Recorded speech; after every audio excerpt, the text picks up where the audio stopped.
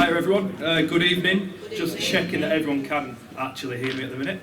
Yes. Excellent. We are going to get this underway. Thank you first and foremost for everyone for coming. It's really encouraging to see how many people have turned out tonight, and I think we can all agree that if we have this many people so supportive of the club, it can hopefully move in the right direction, and the direction we all want it to move in. Long story short, this is how tonight's going to go. I'm going to introduce you to the people at the top table. Simon Griggs will be coming later. He's currently training with the team. He will be here shortly to answer any questions you have for him. In the meantime, we're going to get a presentation, a very quick one from Dave, move on to Lawrence, who's got something planned, and then we're going to open the questions to you. So the floor is open. If you've got any questions, get them prepared now, and we'll go from there. First and foremost, I'm just going to introduce you to everyone that is on the top table at the minute. Go from left to right, starting with Tony Lee, who's part of the commercial team. We've got Lawrence Turner, who's a new board member, Dave Grayson, who is operations manager, Gary Bray, who also is new to the management side, and last but not least, David Durbin, who is the chairman of the Supporters Trust. So that's everything you need to know for now. I'm going to hand over to Dave, who's going to take you through a presentation, and then we'll move on to Lawrence. Thank you very much. Whoa. That's a bit louder, isn't it? Too loud. So just to introduce as well is Matthew Shaw. Nobody's introduced him, haven't they? So thanks very much. So very good evening to all of you. Thank you very much for attending. I'm sure there are lots of people out there wondering why we didn't do this question and answer earlier. Last time we tried to attempt to do it was when Richard left us, and being brutally honest with you, I have asked quite a few times for it to be done since. That was blocked. So tonight, I'm actually getting my own way, so I'm probably going to cop a lot of flack. I get that, no problem with that whatsoever as a last remaining member of the old board. But it's time I move forward, so get your questions out there. I've had five messages of support today, which all said, make sure you bring your tin hat. So it is what it is, you know, it's your opportunity, but the one thing I will ask you to do, please, once we've done tonight, however it ends up, hopefully it'll end up with us feeling a lot better and a lot more informed as to what's gone on and why it's gone on. Some of it you'll agree with, some of it you won't, I get that, but let's be mature about that and let's try and move forward for the sake of the club, because we are going through a massive transitional phase and it's very, very important that we go through that together. That's your call, not mine, it's your club at the end of the day. We're just custodians of the club. It's up to you guys, but it's your opportunity to get all that off your chest. I'm not sure whether any of the keyboard warriors are here tonight. I'm sure I won't be introduced to you, but you know who you are. And I know who you are. So, some of our succinct points, and I'm quite happy with that. Just let's keep it mature, let's keep it responsible, please, if we can. So we're all clear about that in terms of what we're asking to do. Thank you. So, first one. So the agenda is the change structure, introduction and update. Well, Matthew's done some of that introduction already, but there's been one or two changes from when Matthew introduced to where we're going forward. Why we're here tonight, we'll have a quick look at that, and then it's your turn after Lawrence has said a little bit in terms of where he's at. It's then your turn to open it up to the floor for question and answer, which Matthew will facilitate that. Hopefully by that time Simon will come back from the training session and you've got some rugby questions. Probably keep them until he comes back rather than asking us, because we're just going to say we'll back that back to Simon when he comes in. So that's fine, Sarah, if you're in the room. Back in the room. I didn't know it was that quick. So the board structure, full board members. So for the last 3 weeks we've just had one full board member director, which has been me, as BN mates, as in Billy No Mates. And Stephen Bonfield as our secretary, thank you for that. So we are now starting to recruit, and to start with, so far we've got Lawrence Turner, who's come on board as the chairman of the club. So I'd like you to welcome Lawrence, if you will, please.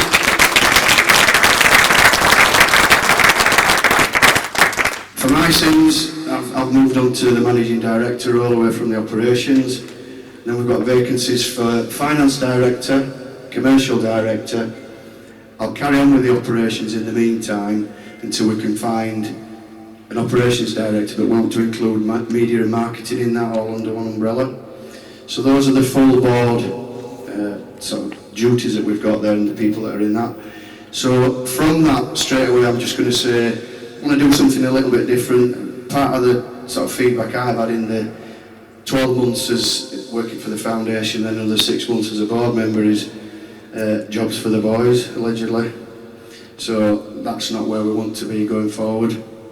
So there's an open invite now out to any member who's related to Halifax Rugby League, or you know anybody. If anybody's interested in filling any of those roles, what we will be doing is a bit like a job interview. So if you think you've got the skill set, put that forward, whatever that might be. We'll have a look at where we think we need to fill those gaps, and then we'll invite those people in to have a discussion with us with regard to filling those positions. So it's slightly different. You know, some of the criticism that's been given in the past has been about just people getting jobs for the sake of getting jobs. That's not the case. You know, Lawrence and I are very much on the same page with regard to that, and that is professionalism, getting the right people in the right places.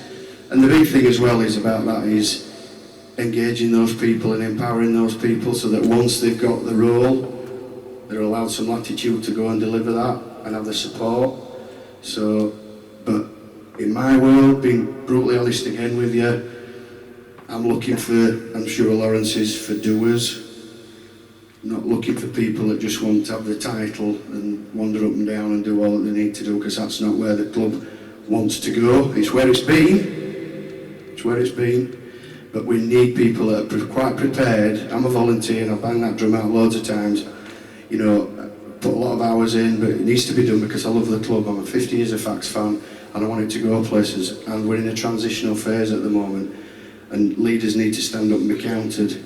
So if you think you're a leader and you want to come on board and help us to get to where we need to get to, contact Lawrence or myself, that'll be fine, and we'll take it from there. Okay, so there you go, Sarah. Are you taking questions straight away? No, not straight away, mate. If you wouldn't mind, if we just go through this first, and then Lawrence will do his bit, and then Q&A after that. So just keep on it, Chris, if you wouldn't mind. So part and parcel of that now is any successful sort of organisation is to have what they call an infrastructure.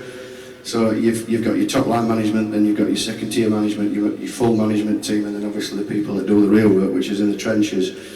So Sarah's been with us for 22 years now, I think it is. Yeah, 22 years. So she's a general manager. Obviously Simon Gritch is now the head coach, as you know. Football manager is Ian Crode, who's with us tonight. And our RFL representative, that's the person that represents the club at all the RFL meetings, is Michael Steele, who's obviously been a stalwart of the club for a long number of years and held many positions, and he keeps telling us he's retired, but we keep trying to hook him back in just to give us that words of wisdom. Tonight we've got 3 new members, so setting up a new role in terms of sort of a Fax fans link. I've tried to do a little bit on social media. Some people said it's been a success, some teams said it's not been so good, but at least we've tried to get that more professional. So Gary Bray's now come on board, and he'll be part of the management team to do that. We're also looking at some non-executive director roles, and Gary looks as though he'll be fitting into that one. The commercial side, obviously we'll talk about the commercial, I'm absolutely certain of that at some point during the evening, but we had to do something. So Pete McNamara, again, as a stalwart of the club, he helped out, and obviously Tony's come on board. Tony Lee to help, and he's done a fantastic job so far. We're moving forward with that, so that's great to hear. And the final thing is something that's slightly different in terms of a mindset around not just coming to the Shane, that's all Halifax Rugby League's about. Yes, there's a bit in the community which Chris does with the foundation, but we need to get the brand out there. I'm not going to swear, but I am totally sick to death of seeing Huddersfield Giants, Bradford Bulls, Leeds Rhinos. I get the reasons why, but we've also been remiss as a club in the past for not pushing the brand out into the community. So I'm thinking about simple things like, how well is the Peace Hall doing at the moment? The guys, you know, they're doing a fantastic job. Can we tap into that? Eureka, the Westgate area. Let's get out there into the community, and we can use the foundation to do that as part and parcel of that, but we need somebody to drive that. So the chairman of our supporters trust is also now going to be looking after the community links, which is David Durbins, which you'll all know. So it's only 3 weeks into the new regime, so you've got to bear with us. We're trying to get to where we need to get to, but we have to put things in place, and some of these have already happened. So that's where we're at with that one. So, the reason we're here tonight, primarily to discuss matters both on and off the field, and that's where all the Q&A bit will come in, and you know, obviously you can get stuck into that as and when.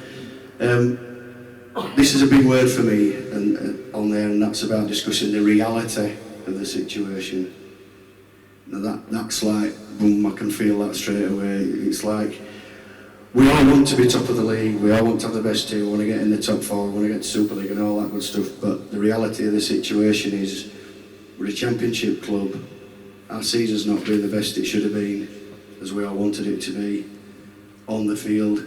Off the field, we've had some turmoil with board members now leaving us and shareholders obviously driving some of that, but where we're at now is the reality of the situation is, we're going to try to explain that to you tonight. I'm sure that'll come out in the questions and answers, and I think, to me, we do that in here, we're videoing it as well, so we're going to communicate that, so there's nothing to hide, but the reality of the situation as to where we are, and Simon will probably tell you the same view in his world, from the playing point of view. That might be not exactly what you want to hear, but I would rather, and so would Lawrence, be telling you exactly what's happening rather than telling you this wonderful magic one that's going to happen and you're going to be in a really good place and everything's going to be hunky-dory when we can't deliver, and that's not where we want to be. So that's that. And obviously from that, once we've got that out of the way with this, to try, if we can please, be positive around trying to drive things forward, trying to think of ideas,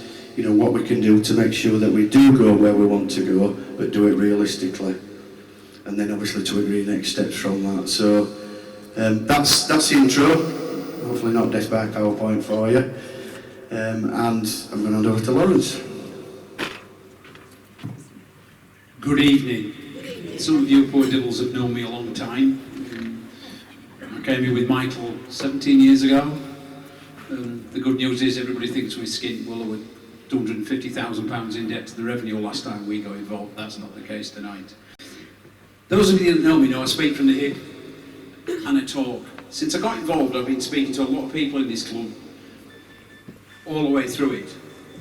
And I'm going to bore you to death. I want to read a statement rather than go from the hip, because there's so much in here that I want you to hear and I don't want to miss any of it. So forgive me that I'm reading it. It's not my normal forte. So those at the front here, Michael, Ian, well, just like all the Halifax fans, we do want to see, thank you for stealing my thunder 2 minutes ago, we'd love to see this club go back right to the top and compete for honours.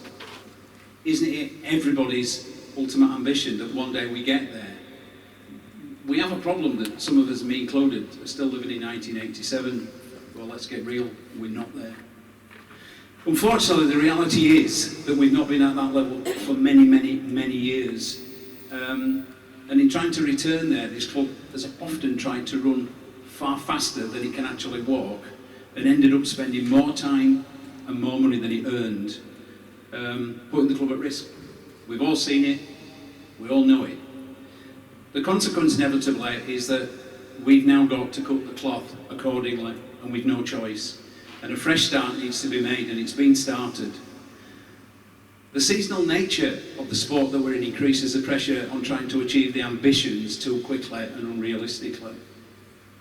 It could be argued that this club has overachieved in recent years and in recent seasons, and underachieved in others. But even with the higher level of funding from making the top 5, it didn't put us anywhere near on an equal footing with some of the people that are out there and the funding they've got and where they've got it from. I won't say any more, knowing the board could get slapped. Against the backdrop of falling central funding, we understand it's 150,000 less next year than we've had this year. That's the indication we've been given today. The absence of a benefactor, and how many times I've read on social media, and let's get it clear, it makes me sick to hear it's time we had somebody come in and put millions in. Guys, if you can introduce me to that person, I can sell it. So introduce me to that person that's got millions, that just wants to lose and give away. Please introduce me, because I guarantee I'll get him signed up. That wasn't in the script. Can I go back to it, please? So, in the absence of the central money, if we're not careful, it is a recipe for ultimate disaster for this club. And the honest fact that is, unless there's a significant and a sustained turnaround in the funds available to the club to truly compete against our rivals, we're no closer to bridging that gap than all the people that have been before me. The only way forward then has to be for this entire club. This entire club. I'm looking at part of this entire club. As has already been said, we are custodians. This is not our club, it's yours. But without us working together and to a common vision and a clear plan, we're not going to get there. Clear plan, we're working on a 5-year plan. I'm not going to share it because it's not complete. If I share it and I get it wrong, social media will destroy us in a fortnight's time. We actually believe that every one of us actually share the same ultimate goals, and they are a successful, sustainable team playing competitive rugby in the top tier. But that's got to be supported by a development pathway of top local talent, which reflects the character, the passion, the pride of you, our supporters, and me, because I'm a supporter too. Wish I'd done that, lost my place. Simon started to build a team, and over the next few seasons with a blend of young talent, the scope to improve, supported by, the highly experienced players that we have, and the experienced players that are coming. So please don't ask questions tonight about who's going. Don't ask questions about who's coming, because we know. But those deals aren't sealed, and we can't tell you because we won't tell you, because our keyboard warriors will attack or complain, and it'll get out, and we won't get the players we want. So sorry, the first time you'll get to know about those is from us. And I'm sorry it won't be tonight. So it's not going to happen overnight. You know that we successfully applied for the reserves competition. We are the only non-mandatory club to be given that honour. So that's a hell of a success for this club. It's also a hell of a bill, so where are you? Well, you're going to go and start collecting money for the reserves because we're going to need that. But that's true. If you look around you, we're the only club that it's non-mandatory. We're the only one that's been accepted. So you should feel proud of yourself. Everyone that's done anything to help. Those of you that go. No, I didn't get to the game this week. My blood bags sometimes come first. We're seeking to develop the vision and then put in place a clear plan on how to achieve it. And we want to do so in a realistic, transparent and co-produced manner with our supporters, because only together, us and everybody else that isn't here that stands out there at the weekend, only together can we do it. Please don't mistake this and what we're saying as a lack of ambition. There's no lack of ambition on this table here. But to build the club to the level where we can truly compete with the clubs who have far, far greater resources than we do. We've got a chair for you, young man. Come on, you've got your head on upside down again, by the way. We've got to do it without putting this club at risk. And it's going to take some time, and it's going to take some patience. How long this takes is down to every one of us. The alternative to a wealthy backer is for our whole fan base to work together, help move it forward. And in so doing, we get a real Fax family. I come to the Diners Club every Sunday when we have a home game. The family atmosphere in here is incredible. Visiting directors say they never come anywhere that feels as friendly. That's not because the people that sit here or sat here before, it's because of all of you and the way you deal with people. So, here's the question. A question for every one of you. You can think it's a gimmick or you damn well like, I don't care. Hand up anyone in here who, if I asked them nicely, could not afford to buy me one beer tonight. Anybody? Okay, so roll the clock forward 1 week. If I asked you for a second beer, could you buy me a second beer? One? You're getting yours back in first. Oh, listen, I'm going to be so paralytic when we've done, you're not going to believe it. But I might be being a little flippant. But if you and everybody that stands out there could afford to buy me one beer a week, depending whether you're paying £2.50 a pint or £3.50 a pint, on a 4-week basis, that's a tenner, or it's £14. So commit to buy me the beer, but don't give it to me. You moved. Send it to this man, because if we can get 1,000 supporters doing one beer a week at £2.50, we've got £10,000 a month coming in. That's 12 players, because that's the kind of money our guys get paid. Or it might be 4 superstars. Is there anybody still can't afford to buy me a beer? Then talk to us about committing that few pennies. It's less than 50 pence a day. That's what we're talking about, working together. We haven't got a white night on a great charger with his millions of pounds, but we got 1,000, 1,500 of you. Little things will add up big time. Right, shall I get off that? Have I done it to death?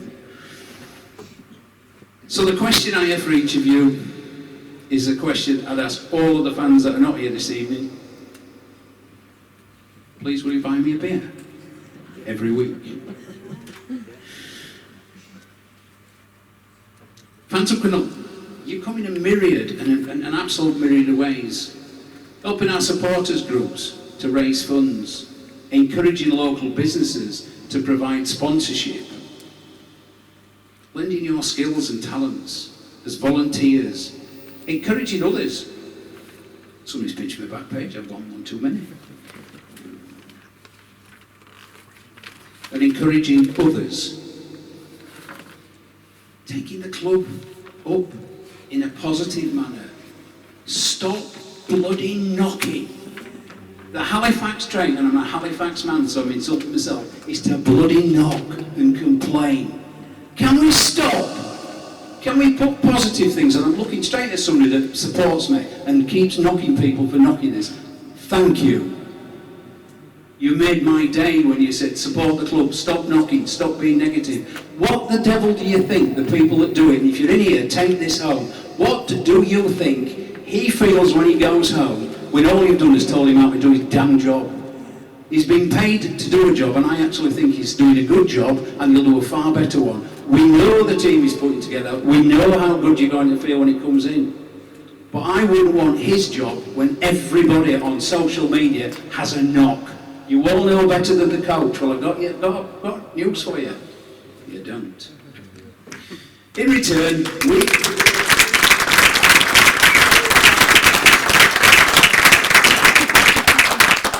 Thank you. I ought to show passion more often. In return for you doing that and working with us, and I don't mean you working with us, and I am serious about the pint a week, because without you, he's going to give you realistic about where he thinks we should be next year.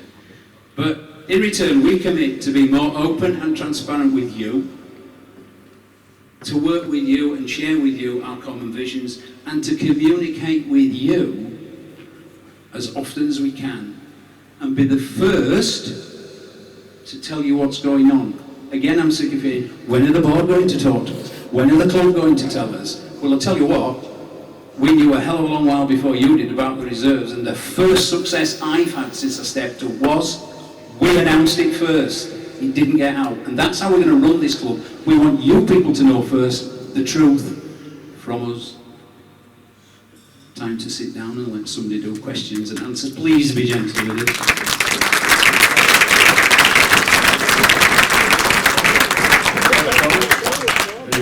Thanks, Lawrence. I think everyone feels like they've been put in the place there. So thank you very much. Right, we're going to open this up now. So if you've got any questions, just put your hand up. I'll come to you, give you the mic. You can fire away. Heading over there first and foremost.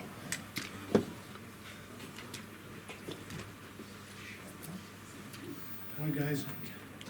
Lawrence, I don't want to take you to task. I feel that you're almost preaching to the converted. I would love to see a show of hands in here from people that's already contributing to Fax One, because that's what we're already doing. Now I understand you're looking for more money, but from my point of view, that came across as very condescending, almost aggressive, and a little bit insulting. Just one thing to say, was there a question in there?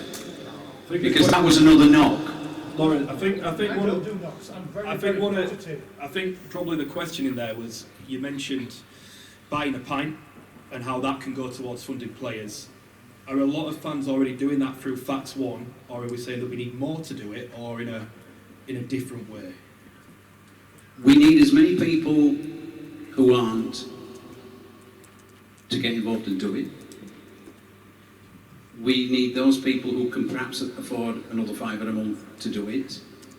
I have no intention of being condescending or rude, and if you came across like that, I apologise unreservedly. But the passion's come out in me. I've got involved in the club for the second time, and it is our club. All our fans say it's our club, and it is. It isn't ours. We've got to do it together, because if we don't do it together, we can't. I totally agree. I owe you a pint if you felt insulted. I'm being serious because you will never ever see me on Facebook knocking the team that I love, ever. And if I ever see anyone knocking them, I'm straight in there. Constructive. And that's what I'm asking for. every That's time. great. And it just pricked a little bit of it prickled me. And that's the first time I've ever been negative at a Fax Forum, ever. Lawrence, just as a bit of an insight for everyone, how much is the Fax One player fund currently bringing into the club to sign players? Well, it's working. Yeah. The fact, first thing, could we actually have a show of hands for people that do contribute to squad builder in the room? Thank you. So I think that's about possibly half. Yeah, that's where we're at. That was interesting for me because I thought it was about half of the room. The squad builder fund, which is Fax One, brings in about 30,000 a year for players at the moment, and it's changed slightly recently because QLT's left, and with QLT leaving, that's freed up more money because Newcastle have taken on paying for QLT. So it means that the fund going forward for next season will be 40 as against 30 because we've saved 10 on QLT. So that's the answer to your question. There's 40k in there now, and going forward there will be 30 each year if it stayed exactly where it was. And Lawrence, just to go back to your initial point, is there a target in mind for how much we want that fund to be bringing in? As you said, it's 30,000. Where do you want that to get to? Do you know that's impossible to answer? I've never been involved in a business where I've got a coach and a manager saying, please can you give me the budget so we can sort the team out for next year? And while they're asking for that, we don't know what the central funding is going to be when they were asking for that. Best guess on what the crowds might be next year, and yeah, we know they're falling away and we have to do something about that. So I can't answer that other than say as much as I can, and if you buy me 2 pints a week, it really would solve it. So I'm not trying to avoid that question. We don't know the answer. And these guys, and you will find out over the next 5 or 6 weeks what these guys have done together, and the team that we're going to have. So we've had to commit. I've never been in a business where I've committed for outgoings and I've no idea where the income's coming from. We know where some of it is, but we only found out about 4 o'clock this afternoon. The expectation is that central funding will be 150,000 less next year than this year. So it's chicken and egg. But we've had to let him have some money and Ian to go and build a team. And I promise you when you see it, you'll say, really? Wow.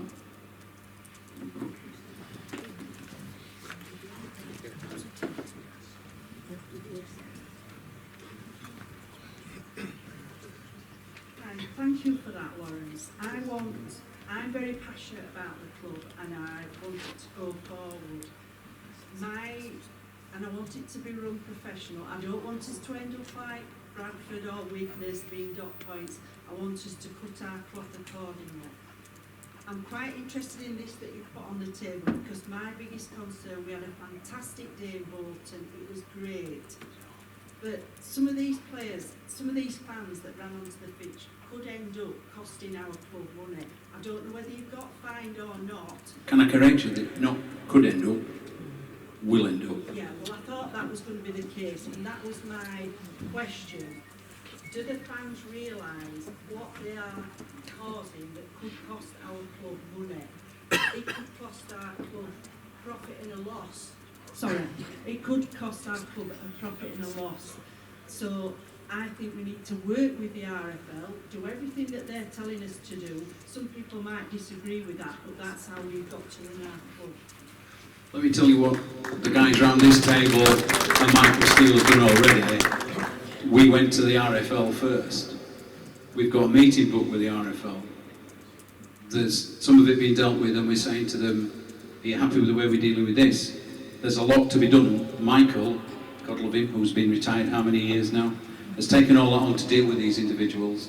If these individuals will come in and talk to us, we can drive it forward. If they don't, we've got a problem.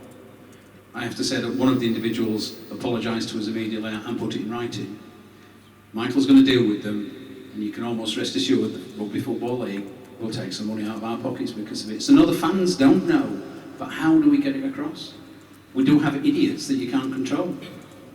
You know, what more can I say? I can't imagine anybody in this room would be that daft, but some people are. I can't say any more. Lawrence, just to go back to a point you made before about the fans bringing in more money. What are the club now trying to do to make sure that they can bring in more money so that they can boost what's going on the field, off the field, and everything to do with the club? I've got a man to my far left, and we don't know how he does any work other than what he's doing. Driving forward, knocking on doors, cajoling, persuading, helping people to dip in the pockets. And I'm talking about, you know, the top end sponsorship. And I've got the list, and I know what he's got sorted, I know what he's got signed, I know what he has to sign up, and I know what he's chasing. But again, I can't go and say this is how much money is involved at the moment because none of it's tied on. It isn't we don't want you to know, but we're running a business, and if you tell everybody everything that's going on, you can get scuppered. All I can say to you is that this young man here is working his nuts off in order to get as much money as he can, and he's doing a good job. We're ahead of target. We're ahead of where we were this time last year.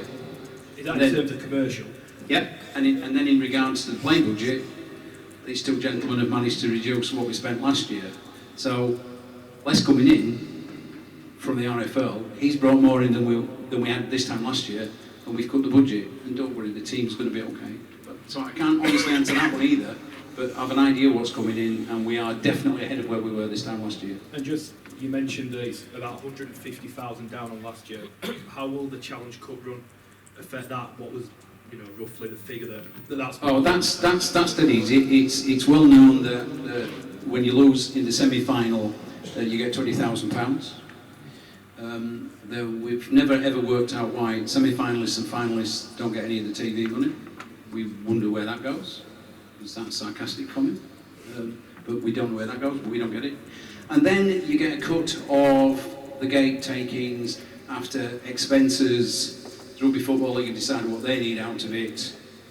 And we haven't even been told what that is yet. We have no idea what our share of that is. And we're trying to run a business. Because at the end of the day, it is still a business. So we don't know. It's so simple. With £20,000 definite, what we get on the gate, we've no idea.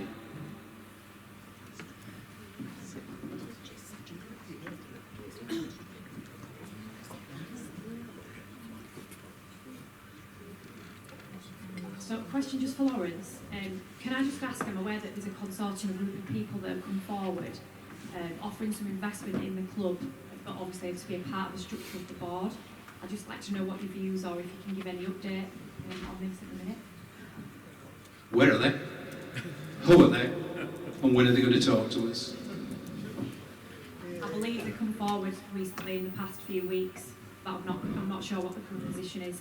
Obviously with the new training structure. There's nobody at this top table that's spoken to any of them at all.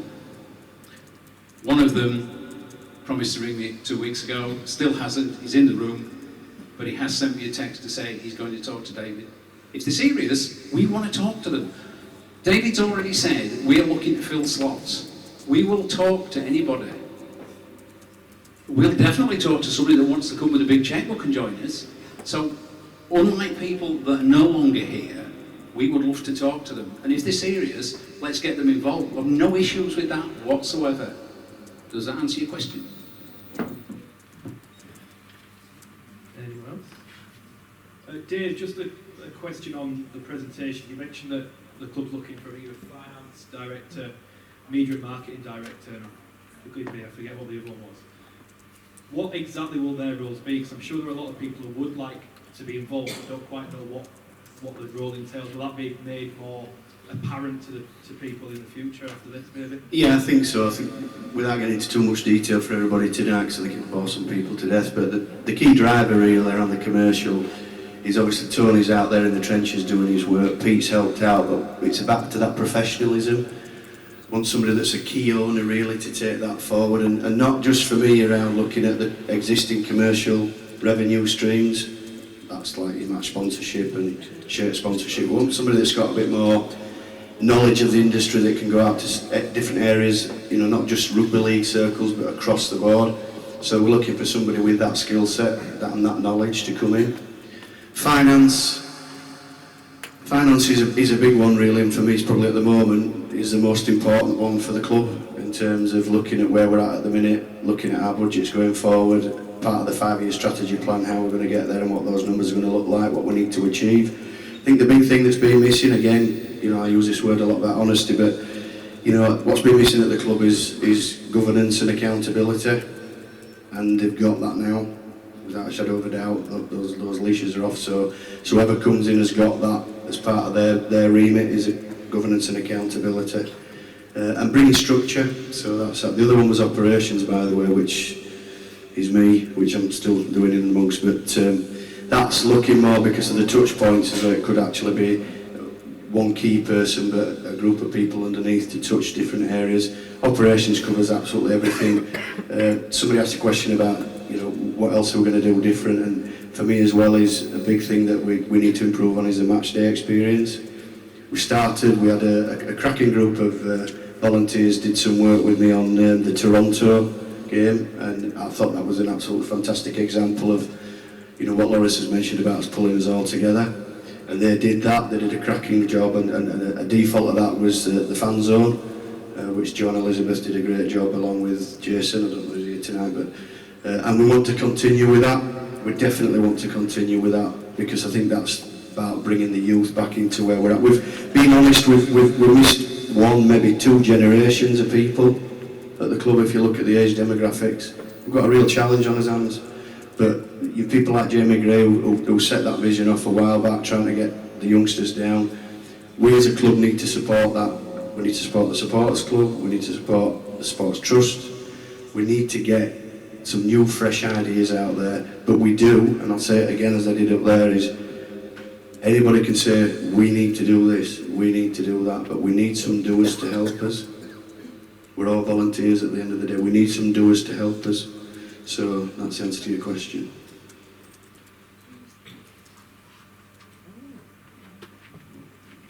Can I just ask, I understand that certainly Bradford and Widnes, the reserves are going to receive money from the RFL. Are we going to receive any money from the RFL? No.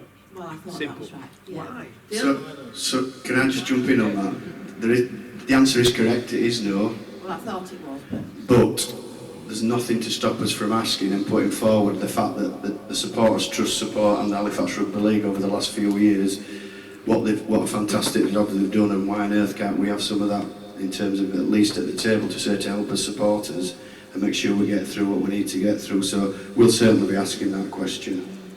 Can I just ask as well, have we received money from Bradford for the quarter-final? Yes, we had to go down a different route to get that, which was through the RFL, because to be fair to Christian, he'd really pushed that. And that were all the warning signs about what's going on at the moment at Bradford, which you're probably all well aware of. And we were in that management technical term screwed our cash flow, totally screwed it.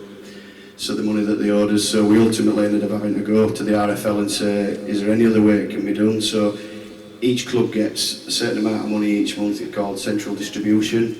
So it was taken out of Bradford's central distribution and given to Halifax. So we have got that. Any questions? Evening, gents. At the last event, it was mentioned about the 5 pillars system that's coming in, and I want to know, have we made any progress in that, and has anything that we've done this year going to affect either adding to or taking away from the central funding we'll receive for next season? think, Dave, correct me if I'm wrong, when Simon was announced, you mentioned the 5 pillars at the press event. I believe it was commercial, marketing, there was 3 others. That were my SWOT analysis. Yeah. That's what that was. Yeah. Which I've actually written down tonight to make sure I remembered them. This is a slightly different question. I think this is around, Christian probably stood up in front of everybody and talked about the fact if you were going to get top level number from the RFL of your central distribution of 250 grand, that actually started off at 200 and then you had to earn the other 50 grand and it was 10 for the sake of argument, 10 grand per pillar, and that would cover media marketing, finance, so on and so forth. So in answer to, is it Rick? I can't see who's hiding me. I recognise his dotted toe. in the way, So we've actually looked at that today, and some we've done really well on, some we've got a lot of work to do on. So there's a fluctuation. We've not hit the best of the best, which is the standards that hopefully we're going to achieve. So we've got some work to do with that, and we've based our numbers at the 150,000 that Lawrence has mentioned is a minimum to meet that again next year and to improve on that. So we're not there yet, but we are actually in a better place than some of the clubs in the championship. And if I may say, talking positive, is the perception from when I first joined Halifax Rugby League by the RFL compared to where we are 18 months down the line is totally different as a positive.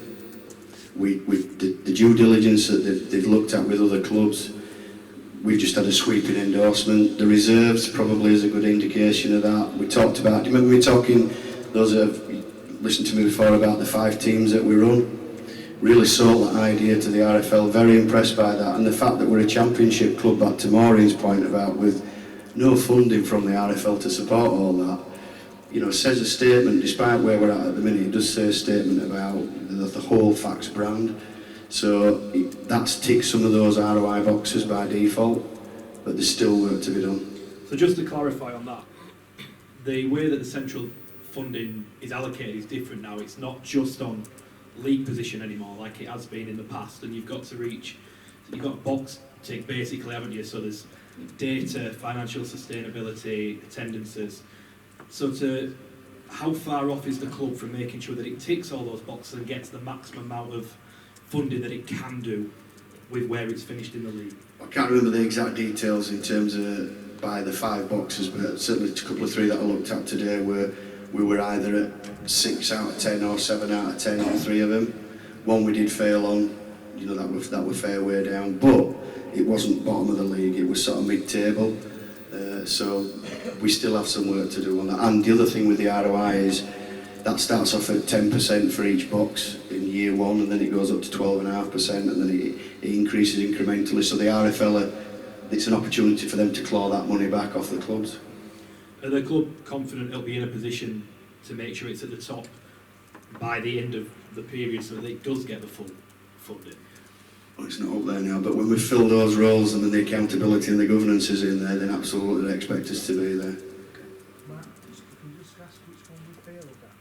Oh, sorry, someone's just asked which element did we fail at? We didn't. Perhaps fail is the wrong word. It was probably about 2.5, 3, something like that, which was finance. Okay. By finance, you mean financial management or making a profit? Profitability. So that was around profitability of the club. So this young man's just asked about what that was about in terms of what we'd failed on. Was it financial management? And I just said it's profitability of the club that we didn't do particularly well on. And you can see that on your accounts as well if you know that you'll be on Company's House and what have you at some point.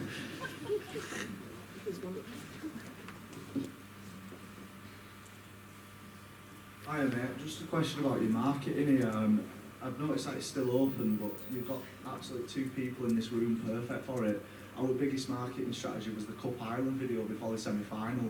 The club didn't even bother to retweet it or share it on their own official page. What are we going to do about it? Because marketing this year is terrible. Jamie Gray's got loads of ideas, Rick can do it, Mike's done it. We just sat there, we're miles behind him. In terms of other clubs on Facebook, we're miles behind in marketing. We have 10,000 followers, we're getting 1,200 at home. That's 12%.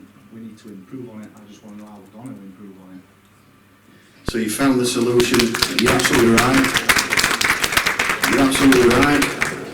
And I'll share with you now, I wasn't going to do this, but I will share with you. That was one of the key drivers around what's happened with the previous board, because I'd got to the point of just banging my head against a big wall. I told you about the SWOT analysis in January, it took 5 weeks. The 2 key drivers there that we were not good at, and I've delivered this before, were commercial and media and marketing. So again, I can't see who it was that made that point, but it's absolutely a valid point. To the point of probably where we're at now, part of the catalyst to that was I resigned, and that, to be fair, got the sort of shareholders involved in terms of what's going on, and 2 of the key drivers for me were not telling you guys what we're going on when we should be doing, and the other was the media marketing, because it's been a major fail at this club at this moment in time. However, it's not irretrievable, and we have some fantastic precocious talent out there, including Rick.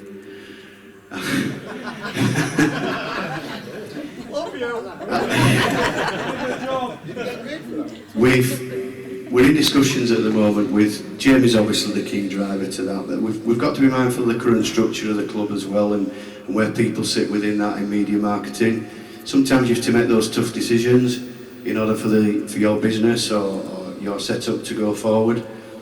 They may well have to be there. If there has to be, there has to be, but we absolutely would want to embrace all the people that supported that, but it is a major fail, and it's something, that's definitely an ROI one as well. And we had an instance where I asked Jamie to come down and work with us for the Toronto game, I think it was actually, and he continued for a while after, and our media hits, engagements, KPIs just went through the roof.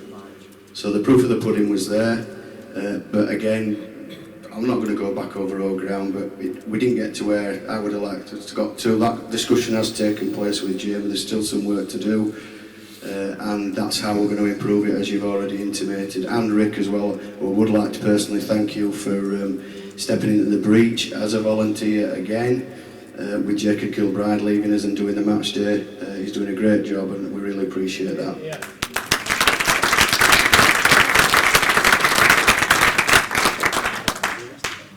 Any questions?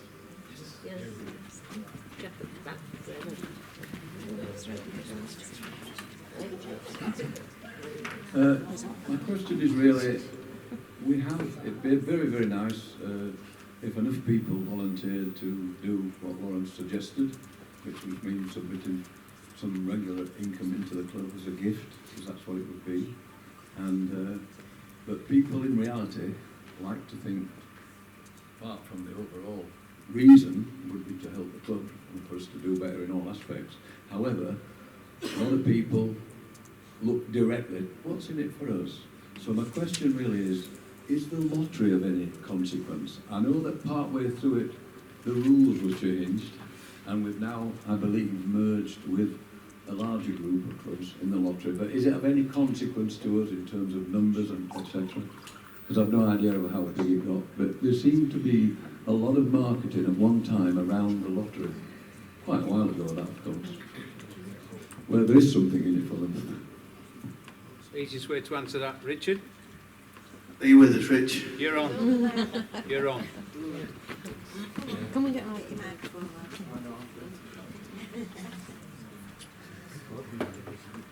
Hi Bob. Yeah, the lottery is massive for the club. I think it's been an integral part of the club since I've been here 15 years, and we're still punching well above his weight compared to a lot of clubs. We're bigger than a lot of Super League lotteries, and everybody's input in that is really valuable.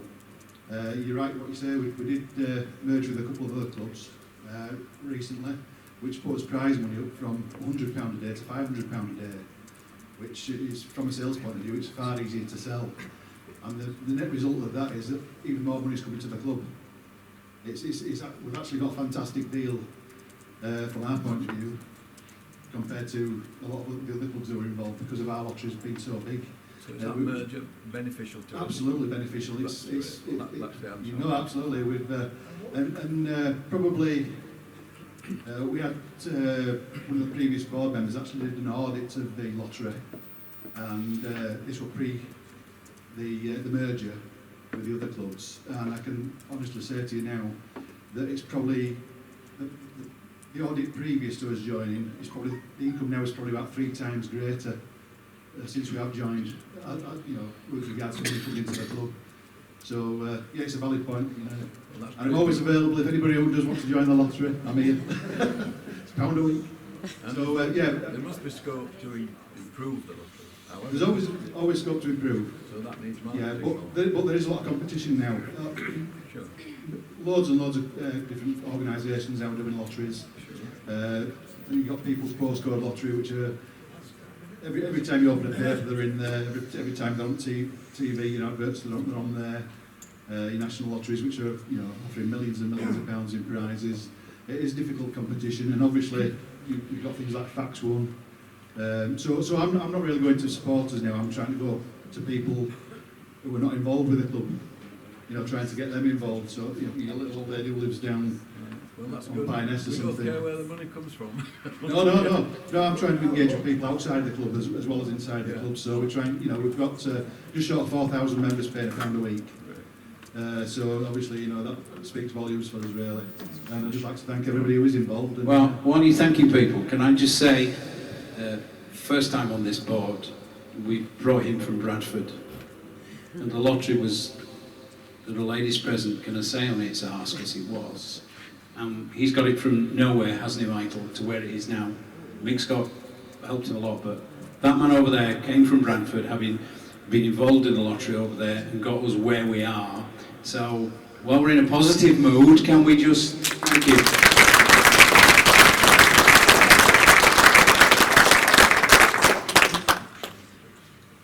Just to follow on from James' question about consortium a little bit, so just to give a bit of background, obviously I'm the person that Lawrence was referring to in terms of the text. So kind of give a bit of background, I think it's a bit unfair from our point of view that we did approach the previous board. I know that's previous to some of you guys were involved. There's obviously an email trail I can happily show anybody. So sit down and have this conversation. That was never ever taken on board. It was ignored from Christian. Just to let everyone know, we're still here. We're still happy to get involved, but at the minute it's fallen on deaf ears.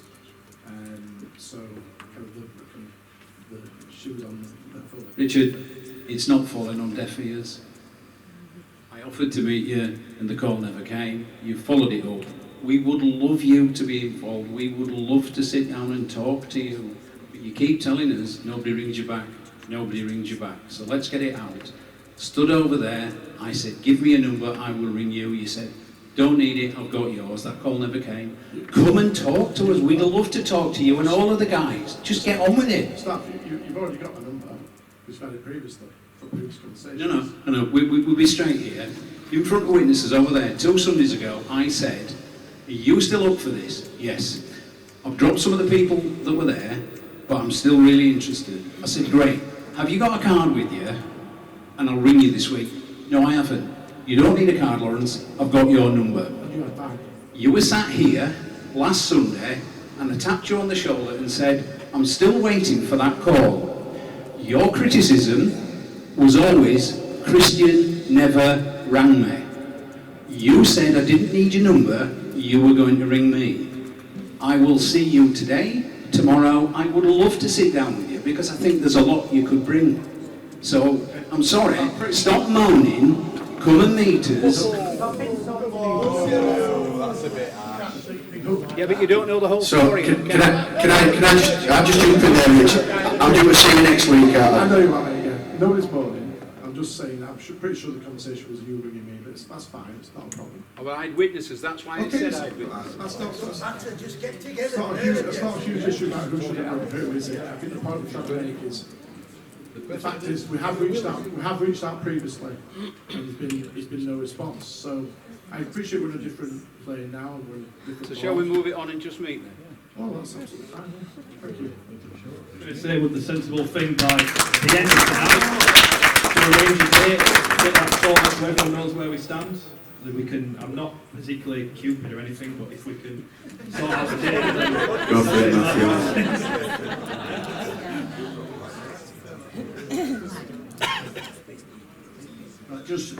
Just before I get to the question I wanted to ask, from the point of view of Fax 1, I'd just like to say I know exactly where Lawrence was coming from earlier on.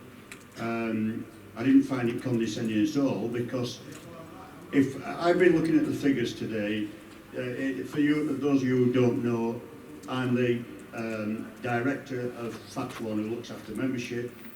I have access to the accounts, the bank accounts, etc.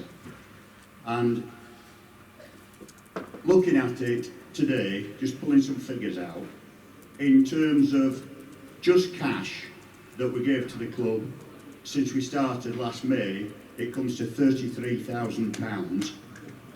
That was at our peak, and at our peak was just after we started the drive to raise money for our dear departed friend Adam Tangata. Sorry, he's not dead, I know he's unmoved.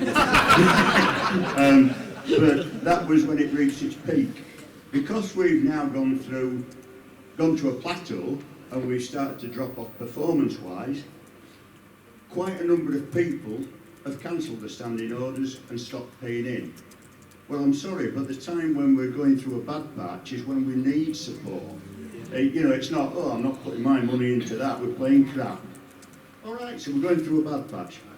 Let's move on. I mean, I think we've peaked at somewhere near the 200 members, and we've probably lost about 25% of that in the last few months.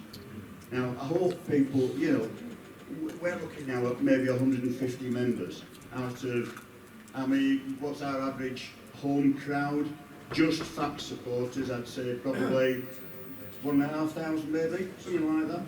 So we're getting 10% of the people that support Fax are willing to buy you that pint, or not, and give it us instead. So just food for thought, that's all.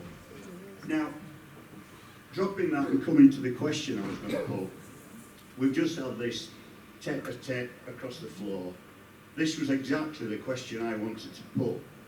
That we keep hearing about all these people who want to be involved with the club, but I'm not getting involved while he's involved. I won't talk to him, he won't do that. All these warring factions. For God's sake, do we want to move this club forward or not?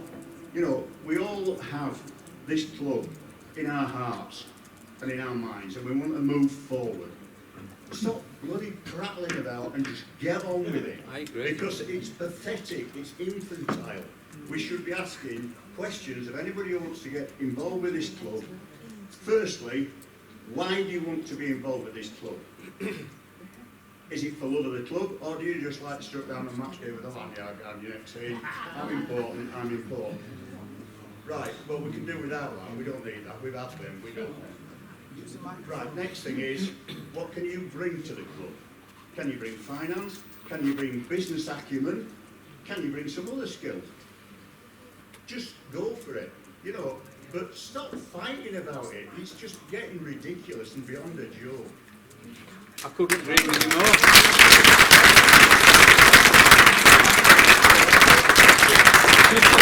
A question on Fax 1 mentioned that the members have gone down, and I know one of the criticisms, and it's happened a lot in the last week or so, is the money was brought in for Adam Tangata and then he left, and the same was said of QLT. I don't know who's the best to answer this question, but what's the club's view on that, and what would their message be to supporters regarding their departures?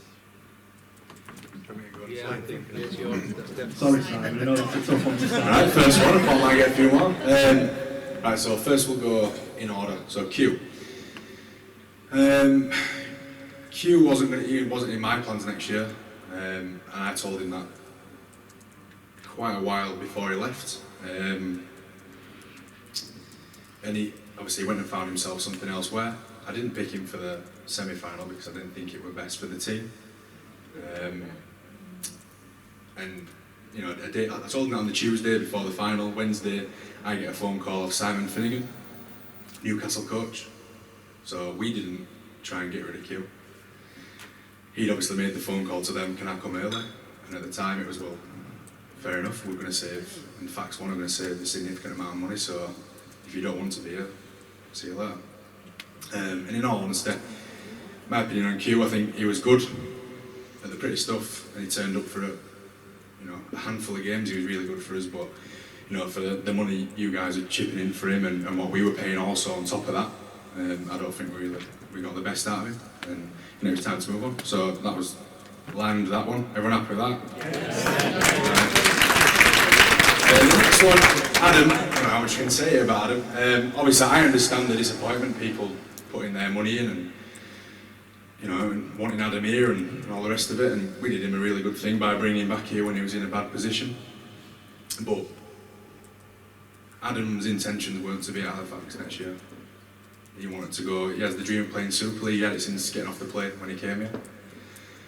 Anyway, listen, everyone knows anyway, because as I've mentioned before, we have got a bit of a watering can and everyone finds out everything, so you probably know anyway. We were speaking to Wakefield, myself and Crowley, and when the signings come out and the team were put together, I think you'll have to give Crowley a tap on back, because I'm new to all this, but how we've managed to put together a team, what we have, on what money we've got, I think we've done really well, so in fact you can give him a clap now if you don't mind.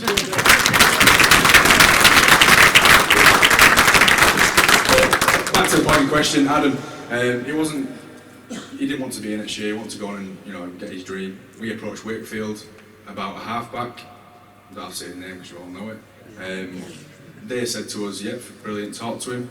So Crowley engaged in negotiations with him and obviously their club, and it was all looking rosy. And then they could turn around and said, oh, we want Adam. Half-back or a prop for 4 or 5 more games.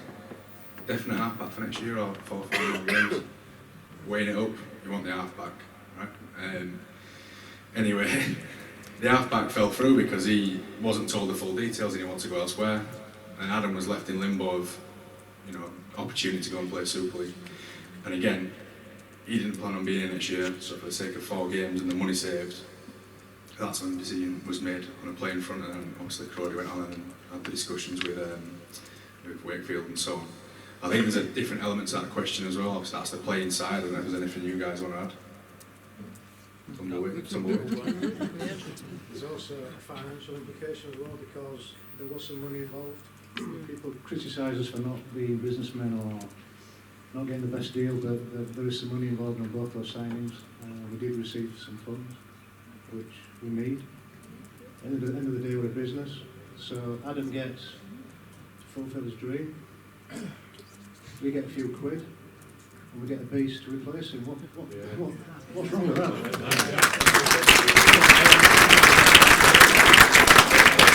I just want to try and keep it now, so Fax one. I'll add to that as well, because I know that someone's going to ask. Chester Butler's obviously in that mix as well. Chesney signed, and obviously the financial aspect, they take over his contract, or whatever the number might be, we get a benefit in that sense. But Chester's going there next year, we have 3 games remaining, he isn't going to be fit until probably the last round of the regular season here, so for the sake of having Chesney here for 1 game and letting him go, a financial benefit to us, that was again a no-brainer. We got a fee for that as well. There you go, that's the financial one. Doesn't it also give you a chance to look at... I fee for that as well. We got hard cash for Chester moving for 3 games. Hard cash. Yeah, he's got a shoulder injury. Question for Simon. Mate, I'll come to you in a minute, I'll just... Can I just ask regarding highlights of the games? My grandparents are both season ticket holders, and because of illness they've never actually got down this year, and they use the website to try and catch up and see what's been going on. And I think from the Widnes game onwards, i.e. the first game of the season, there's not really been anything on, and I'm just wondering whether there's any plans to bring highlights back on social media or anything really, because there's nothing to watch afterwards apart from interviews, which is good, but obviously people who can't make the game, they can't see anything. So that's back to the customer experience as well, not just on match days, but people who can't get to the game, so we get that. But we're also back to the media marketing fail, and that's part and parcel of that, which is part of the new regime of the media marketing team to make sure that comes back on board. Just good.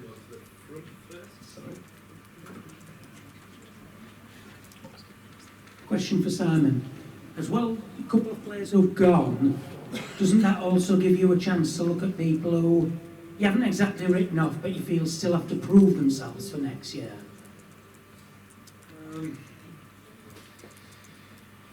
Yes and no. Look, Conor McGrath's come back and he's got an opportunity. Obviously, if you have Chester, you have Adam and Q, there's more competition, which is good in a sense, but as we said, the financial benefit outweighed that, considering where we are at the minute. But no, I'll be honest with you, decisions are pretty much made. Some people need to still show the qualities on a consistent basis to say they're going to be a big part in next season, rather than a bit part. So I think there was a question over here somewhere.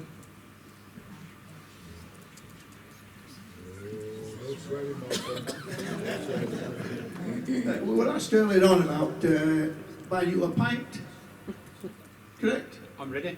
Right, I'm okay. thirsty. Which is equivalent, putting money into the supporters, into the squad builder. Okay, I pay in, and a lot of half these people do as well. How many people on that table are the two gents here put into the fund? Show of hands. How many people on this table put a damn sight more in than we put in squad builder in other ways? Everybody. Just on that point then, in terms of the finances, is the club, and I'm sure this is a simple answer, open to more people putting more finance in? You mentioned that people putting time in, which I don't think anyone would dispute. If the finances aren't there now, is the club 100% willing to let people who do have that financial... At the risk of insulting you, isn't that a silly question? Probably of course we are. Of course we are. People that want to come and help. It's simple. It doesn't matter. It's Richard, it's the gentleman here, it's a lady over there, and we'd love some ladies involved to keep us in line, actually. It doesn't matter. If you believe you have something to offer this club and help us run it, help us to raise money, help us to whatever you think you can do, we are happy to sit down and talk and listen. And when we found out what a person's skill set is, we will talk about it, think about it, and then say, you don't fit, sorry, or you do, please come along. If you've got financial input you can put in as well, fantastic, and let's talk about where it should go. We are open. We started this meeting by saying we are open to anybody that wants to come and talk to us, that thinks they can help in any way, financial, hard work, or both. Come and talk to us. Come and replace us. Our lives will be so much easier. While we're... So, silly question, but I'll throw one back to you. This is a media question for myself. You mentioned earlier on that the club will be the first to announce everything. Now, I think Simon alluded to it and has used the phrase a number of times. The club can be a bit of a water canister in terms of leaking information. I'm obviously a member of the media. How is the club planning on working with the media? Because the comment about it will come out first, well, I see that, and I'm sure other journalists would see it as a challenge to get the information out first. And I think with the way that the world of rugby league is, a lot of them probably could do as well. Well, if you come forward with the money first, you'll be the first to get it. How about that? No, all I'm saying. Seriously, no. It's got seriously. Sorry, that was not. I'm just saying. I feel like there's a lot of the relationship, and it comes back to media and marketing. The relationship between the club and journalists is probably non-existent. Not saying it's negative, not saying it's positive, but rugby league is a small world. I'm sure that a lot of people have heard names linked with the club in this room, and I feel like it's easy to say, okay, we'll announce things first, but how is the club going to work with journalists to make sure that they don't put things out first? Because I feel like a lot could do if they wanted to. Well, if journalists put things out first, they're putting out speculation and things they don't know for a fact. When we know the facts and what's happening, we will put it out. Journalists like to put it out there to get it going to see if it's true. We will not confirm your rumours until we're ready to announce, but we will announce it through the press, through our own website, because we've lost deals in the past. Because, website hasn't, but website will, it'll be sorted. But we've lost deals in the past by people doing this before it was ready. And that's why we're keeping it as tight as we can. So that, people have said on social media, why are we not hearing from the board? Well, we're going to try and sort it so you hear it from the board first. Which comes back to the question, how is the club going to work with the media to make sure that they have that relationship where the club is in a position to do that? I don't know if that's a better question. Yeah, okay, that's a better question. I have absolutely nothing, no idea about media engagement, I'll be quite honest with you, man, know thyself, that's not my skill set. However, people management is, and I don't know the answer to this, it's a bit of a rhetorical one, but in terms of engagement with the media, is there like do you have like a group where you get together every now and again? Is the clubs invited to... Is that a question? So, I'm trying to find out what the mechanics so, are. In general, there's a mailing list that all clubs have. They communicate. There's normally a press officer. So, as an example, at London Broncos, which is one example, I get a phone call from their press officer every week, and he rings probably 6 or 7 journalists every week, asks what's going on, what we know, probably tips us off on things so that we don't report it, because it kind of gags us, but make sure that there's always content in the paper, positive content. Now, obviously, they've got someone full-time. I don't know if that's something the club's in a position to do or not, I don't know. But Probably not at the moment. Maybe another role, but best practice, if that's I'm willing to learn from best practice, and if that's where it's at, and somebody like London is a club that does that, I'd be more than happy to embrace that. Even if I've got to take that on personally, I would do that. Because I think we need to reopen those channels, those lines with the media, as well as the fans. Because you've got a lot more powerful sway as well, in terms of plus and minus. But we need to get back where the club's controlling what's going on, and if that means a feed through to you guys to do that, then fine. I've no problem with that. Yeah, just about this leaks. I know we need a plumber in here because with that many bloody leaks, it's unbelievable. I am sick to death of people putting on social media or private messaging me, this is happening, that's happening. It's the same people every time. You want to get people connected with this club that so-called work, volunteer, whatever, to sign a piece of paper saying they're keeping their mouth shut. Because there's too many people letting too many things out into public, which A, turn out to be a load of rubbish, or if they are right, shouldn't be out there, because what's earlier saying about players we've got, we don't want anybody to know yet. But these people keep sending the same thing out, and I'm sick to death of it. Keep your mouth shut. Some of you are in this room now. Keep your mouth shut until they release it. And let me say another thing as well. How are we going to start dealing with this council that we've got running this place? Are we having any meetings and sorting anything out? I see that they did the ladies' toilets out, so I hear a leak got to it. But the leaks are still happening in the gents, but not the people talking. Council's a separate discussion, and a big one. For those of you that have followed social media, I'll bring it up soon as it's the elephant in the room. Andy Binns, I think it was, banged all over social media about the rent arrears that we've got. So at the moment, we haven't got a great deal of leverage. However, now Christian's gone, there's no link other than at the moment with me, so I've made that link with the council, and I've asked for a meeting with them to discuss not just where we're at with the rent arrears, but more importantly things like the business model that Lawrence alluded to earlier on is very difficult. The other thing that kills us is in the middle of the season is we have to go on the road for 5, 6, 7 weeks. So that's killing us, so I want to talk to them about that. Whether we can do anything or what, I don't know, but there, again, that's back to the engagement, Terry, around with the council, and it's finding out who those people are, which I'm on a learning curve for that. I've done that because obviously we're thrust into the deep end with it. So that started, that channel's opened, and to be fair to the council, and you know, I will go on record as saying it is, the rent arrears was part of a bigger picture for us in terms of the RFL funding, which Lawrence has alluded to, and some legacy issues that we had, and we've not got the money. The Bradford Bulls thing didn't help us. However, that money is coming, and it's ring-fenced. But they've been very supportive, and on top of that, we had to make a decision, but we communicated that with them, and that, to be fair, was Christian. Around, just so people out there know, yes, that is an issue for us that we're dealing with. The council are supportive on that, and we're up to date on the pay as you earn, we're up to date on VAT, etc, etc. So just so you're aware of that. Can I just sound, sorry, I didn't mean to do that to you. Can I just sound you out, because it was suggested to me, and it was difficult to swallow, but isn't it time the football club and the rugby club talk to one another? And when to talk to our landlords? You're far better than us. Well, I know somebody that knows Mr. Bosworth very well, and has suggested we should talk, and that happened at about 2 o'clock this afternoon. And, you know, we're all new. It's time that nonsense was buried. And I'm going to try and bury it, and I'm going to try and see if he'll talk to me. Because we've far more chance of getting somewhere with the council, both sporting clubs going together.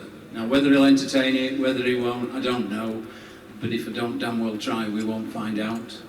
So when you hear that the football club and the rugby club are talking, at least put really positive stuff on social media about how good it is that they're trying.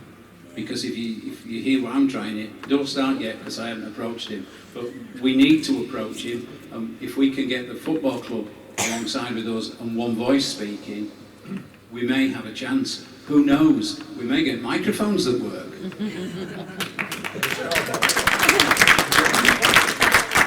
Basically, this town represents one thing, and that's rugby league. We produce world-class rugby league players everywhere, throughout the board. NRL, you name it, they're there. Why aren't we talking to Mayor of Halifax? Why aren't we talking to Council? You know, we produce world-class rugby league players. That's all this town does. That's all we can do. Not football, rugby. So, the sooner we talk to the Council and the Mayor and put something forward that we can help youngsters become superstars. That's all this town can do. That's what we do. And we're not getting any of them. They're all there, you know, look at Siddle last year, 12 under 16 signed for Super League clubs. Why aren't we getting any of them? You know, Gareth Widdop's from King Cross. One second. One question at a time. We're going to answer it. Right, Brett. I appreciate your passion and that, and it would be nice if we had a team full of Halifax, born and bred and all the rest of it. But there's some simple facts in there. Morgan Smithies, for example, he's one of them lads that went on to Wigan, you know, with Horse Small. Our reserves players get paid nothing. They come for an opportunity, right? We don't have an academy system because we're not there as a club. Morgan Smithies probably signed at Wigan for 12, 15 grand as an academy contract. That's where them clubs are at. They have minimum 300k a year to spend on their academy. We have about that to spend on our first team. So that's why we don't get them. Listen, it'd be a dream to get them all at some point. I know why we don't. I know we don't get them. I know exactly why we don't get them. I know all that. But what I'm trying to say is, there's no pathway for them. There's no desire for this club, in their eyes, to get anywhere. We are where we are. We've been here for a long time. Something has to change. Get on phone to Mayor, Council, get them on board, and you know, that's the only way forward in my eyes. That's the only way we get to where we want to get to without a backer. I think probably the point is, does the club have a plan or a long-term vision to have an academy and to give the club a chance of attracting players like your Morgan Smithies, your Jake Connors, your Niall Levels of the world? Is that part of the long-term vision at this moment in time? I'll go then. Honestly, right now, based on where we are as a business, we're way off that, aren't we? How do we get there? I think Lawrence just spoke about the support of the people in the town, the marketing, commercial, the social media presence, all that lifts. And it's not going to happen overnight. It's going to be a slow and steady pace. I can't give you any more than that. I can't tell you when it'll happen because it'll be in line with when the business is ready for that to happen. Chair,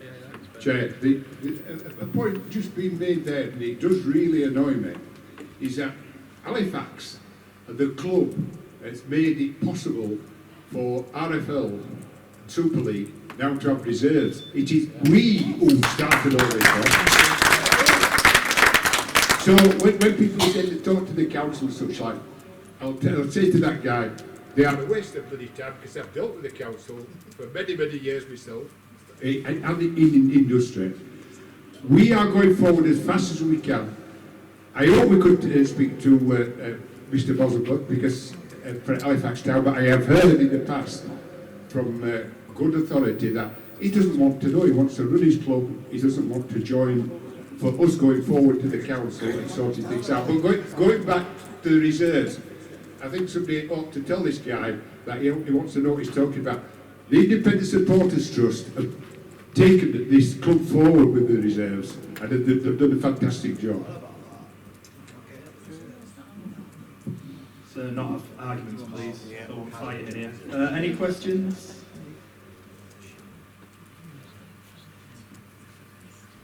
The rumours about rebranding, is that happening or not? As far as I'm concerned at the moment, they're just rumours. We haven't got round to even considering it seriously, although we're listening to the serious conversations and the comments that are coming in. We're too busy doing what we're doing at the moment, and we don't have enough people here to sit down and do it. I've read and I understand the groundswell, and I can see merit in it. But unfortunately, we can't take our eyes off the ball that we're on at the moment. That might not be the answer that you need, and I've spoken to Ian, and he said that there may be a chance to do it for shirts before Christmas, but we haven't had the opportunity to do that. Give us a chance. Probably a fair question at that point, Lawrence. What then is the short to medium term objectives that the new board has in place to get the club moving in the direction that you want it to be moving in? As I said right up front, it's not ready to tell you to go out because we've not formulated the whole thing yet. We're working on it. It's a plan in progress. So again, going back to when it's ready, we'll tell you. I'm not going to second guess it because it's not there. And if I tell you where we're at, it may change by the time we get there. We're listening seriously to the rebranding. I understand it. Believe you me, I've got Ian in my ear, quite positive about it, and I understand that. But there are other things that have taken priority, and I'm not missing the marketing that somebody at my left wants to push on. So that's not a fudged answer. That's the truth of the way we're at with it.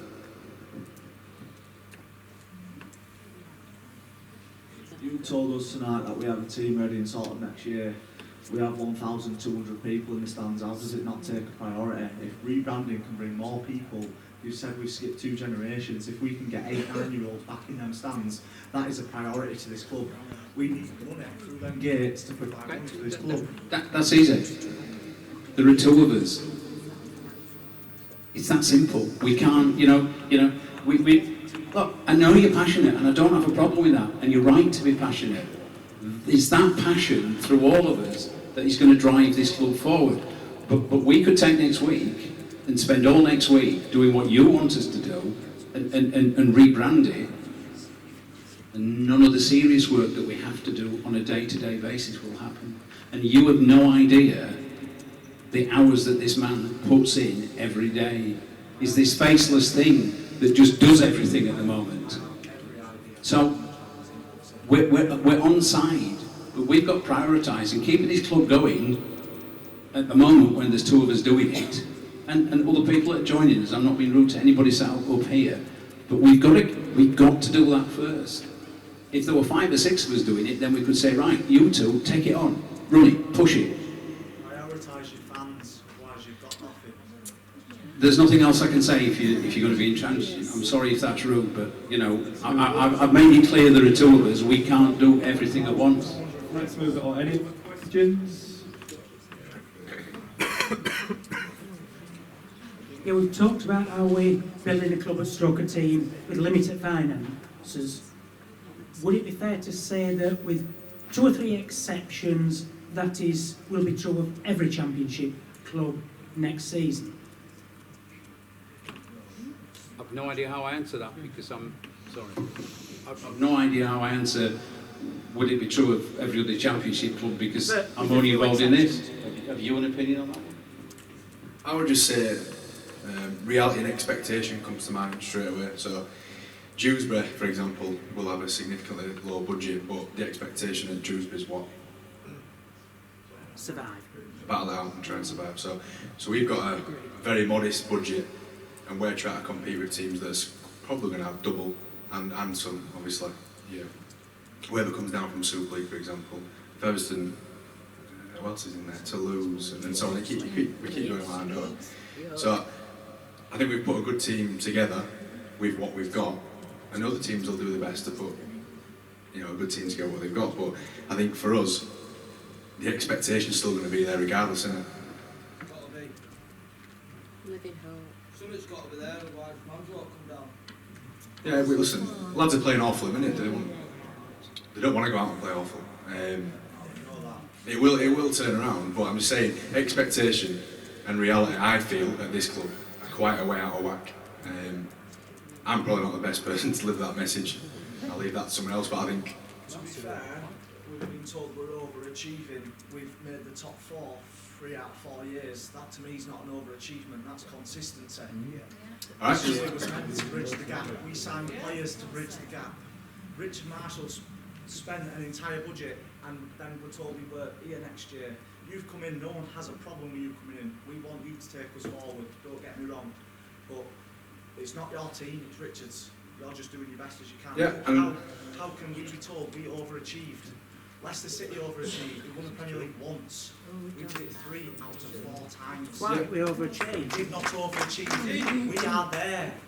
As a club, we are there. We are there. Can I go now? So, that's your opinion, fair enough. If you look at it as a business, we certainly overachieved as a business. That fair? On those run-ins to winning them, were we second all year and really cementing us place in the top 4? No. We weren't, right? So we were 5th or 6th, and then all of a sudden we get a little surge, and we just grab in. And so that's where I would suggest we overachieved. I were in it, I played in it. It's not nice to say that, because that means we're probably not as good as we thought we were. But if we overachieve, therefore someone else underachieved. As a business. So Featherstone, for example, when we picked them with a spend of probably double what we had, they underachieved. We went to Toulouse and beat them, then we come back and beat someone else, and Toulouse dropped out with £1 million spend, they underachieved. Right, so that's... I don't think I'm the best person to deliver that, that's how I kind of see it.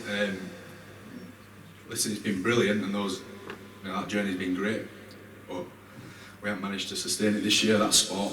Next year we go again. Cheers, Brent. But no, look, I think it depends how you want to hear the story. If I'm telling you like that, that's what I think. We probably have marginally overachieved or someone else underachieved and we crept in. Yes, it's consistently overachieving, but in my eyes it's still overachieving. Simon, the question of dual registration for next year. Last year, I think we did quite well with the dual registration. I think Castleford were on side with us, and we got some good players, and we made good use of it. I think this year's been something slightly different. According to the paper, we've had really 2 players from Castleford this time. They've played 1 match each. That hasn't helped a great deal. Other clubs, Featherstone comes to mind, Lee, possibly York, have had either loan players or used the dual registration far more than ourselves. And I think they've benefited significantly, particularly Featherstone. I wondered what your thoughts were for next season, because there'll be all these reserve sides around. Dual registration may not be used as much in the future, but I also wondered whether, if we are going to use it, whether St Helens offers us an opportunity. Richard Marshall being there, of course, and they are just changing coaches, and probably the new coach coming in may not have had any allegiances to any other club. It might be an opportunity. But I just wondered where you thought we might go with it all. I'm not 100% sure, to be honest. To be honest, with the reserves being announced and confirmed that everyone's going to do it, I was quite surprised to see the fact that dual reg was going to be there still. It has pros and cons, doesn't it? The pro being you can get some good players out of it, the con being they're only yours for a period of time. And also the fact we've had 3 players this year, so we had Wilmar, Jackson O'Neill and Mitch Clark, is that it? Yeah. So we had 3 players, and Cass, that's the mercy of dual reg, they have a load of injuries, so we suffer. Then we have a load of injuries, and our dual reg below us is Hunslet, and they suffer. That's kind of how it works. So everyone's going to look after their own first, aren't they? So Gary Thornton's into me for players all the time, but I'm not sending. I will now and again, but I'll look after us first, just the same as Darryl will look after his first. I haven't really put that much thought into, because we've just got used to not using it, I haven't put that much thought into, should we approach Rich, should we speak to Wakefield, Huddersfield, you know, whoever it might be. Not put that much thought in just based on the fact it hasn't been successful, so I'm not a great fan of it at the minute. There are clubs out there, I think Wakefield's one who I've spoken to, that could coach Chris Chester there, and they're going to have a really big squad next year, and he's saying, we're going to have players available for dual reg, and my response is, well, what about your reserves? And he's like, oh, well, there's some players that they're not really reserve level, they need to be playing championship, which is great, but they've got 2 teams to fill. You know, they should be their priority, right, before they send anyone here. That's how it should work. So I'm not 100% sure. I wouldn't be opposed to using it, but I wouldn't be, you know, running over to Cas to beg them for players either. Can you get his name down for Regan Grace? You can think of a few more with that as well. But no, you've got to explore every opportunity and use all the contacts you've got, haven't you? So, you know, I've got a few and we will probably look at them, but whether they will be worthwhile, I'm not sure. Simon, one question I've been asked to ask you, going into the final few games of the season, will some of the reserve grade players that have played throughout the year, have been on the fringe, the likes of Reece Chapman-Smith, Davis Twins, will they be getting more game time while players are maybe struggling for form coming to the end of the season and so on and so on? Yeah, it's a difficult question, Matt, to be honest. Reece, we won't see, simply because we had an opportunity to send him to Hunslet on loan for the remainder, which me and Reece discussed this. He had the opportunity to maybe have a game or 2 for us, one maybe 2 games, I'm not sure. Couldn't guarantee him 4 consecutive games anyway. And Hunslet are willing to do that, and they're in the playoffs. So for someone like Reece, who's had an injury history, he hasn't played that much this year. It was in his interest to go to Hunslet and have a run at a championship 1 tilt really, and have a go at helping them along to the final there. What else did we say? The Twins. So we've got a couple of hookers, to be honest. It's one of them. I'm not going to lie to you, I'll just tell you it straight. The difference between, well, reserves is here, championships there, the playing level. So it's a bit of when we're in bad form and people are rubbishing many a player. Is there any better below them? Probably not. I know they're in bad form and you can go down the routes of, oh, well, you're not playing for anything, but I'm picking a team to play for something, play for the shirt, if nothing else, and the mates that are out there with them.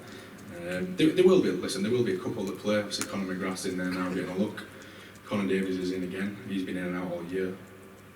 But yeah, there might well be a couple more, but I can't promise anything on that front. And just on reserves, there's more clubs using the reserve grade next year. Over the years, the club's picked up people like Brandon Moore, came from Castleford, he dropped out from there. Elliot Morris went to Huddersfield, dropped out from there. Seems unlikely that calibre of player is going to become available as frequently now. So how is the club planning to build its player supply for the reserve grade and push them up to first grade level? Well, you're right in the fact that there's 3 young lads, just as an example, 3 young lads at Huddersfield who my brother's coached in their under-19s who are really promising players. They've been in the first team squad. But I showed a bit of interest to them, but they're more interested in staying with the Giants badge, you know, that draw of Super League for another year. So they'll stay and be reserves there. And I think that'll be the same across most clubs. So therefore that player drain, that's not a nice way of putting it, but that comes down from Super League is going to be a lot smaller this year, which will affect the championship at first team level. Then our reserves are going to struggle off the back of that as well. And in terms of recruitment, I know Keithley got one of their things from the RFL was they're going to have to get into the community game. I mean, like it or not, that's probably something we're going to have to do because there just isn't the number of players there has been previously. Okay. Mine's more of a statement, really, to be honest with you, because I feel like there's a bit of a negative vibe and feel about what we've discussed today. What I just want to say is, listen, everyone in this room wants Halifax to succeed, don't they? Some of us have put a lot of money into the place, some of us have just put a lot of energy, time. Even if you just turn up on a Sunday and watch, I believe we've got the right coach. I don't know about anybody else. I think we've got a really good guy in charge. And listen, like you all in a conversation with me and Lawrence, I know Lawrence put a lot of money into this club, as I have. We might not agree on everything, we might not agree with everything other people are involved with, but the fact is we all want to succeed. Okay, we've got a good man now, I believe, who's going to stick with us at least for the next 2 years. let's just get behind the club. You know, okay, it might not work out. You know, the chat we had earlier, the consortium, there's a whole load of things going on behind the scenes that people probably aren't fully aware of. But we've all got Halifax at heart. We all want this to succeed. Whether this goes anywhere or not, I don't know. But, you know, we've got people who genuinely put a lot of time in. And Dave Grayson there has put a lot of energy and time that people are totally unaware of.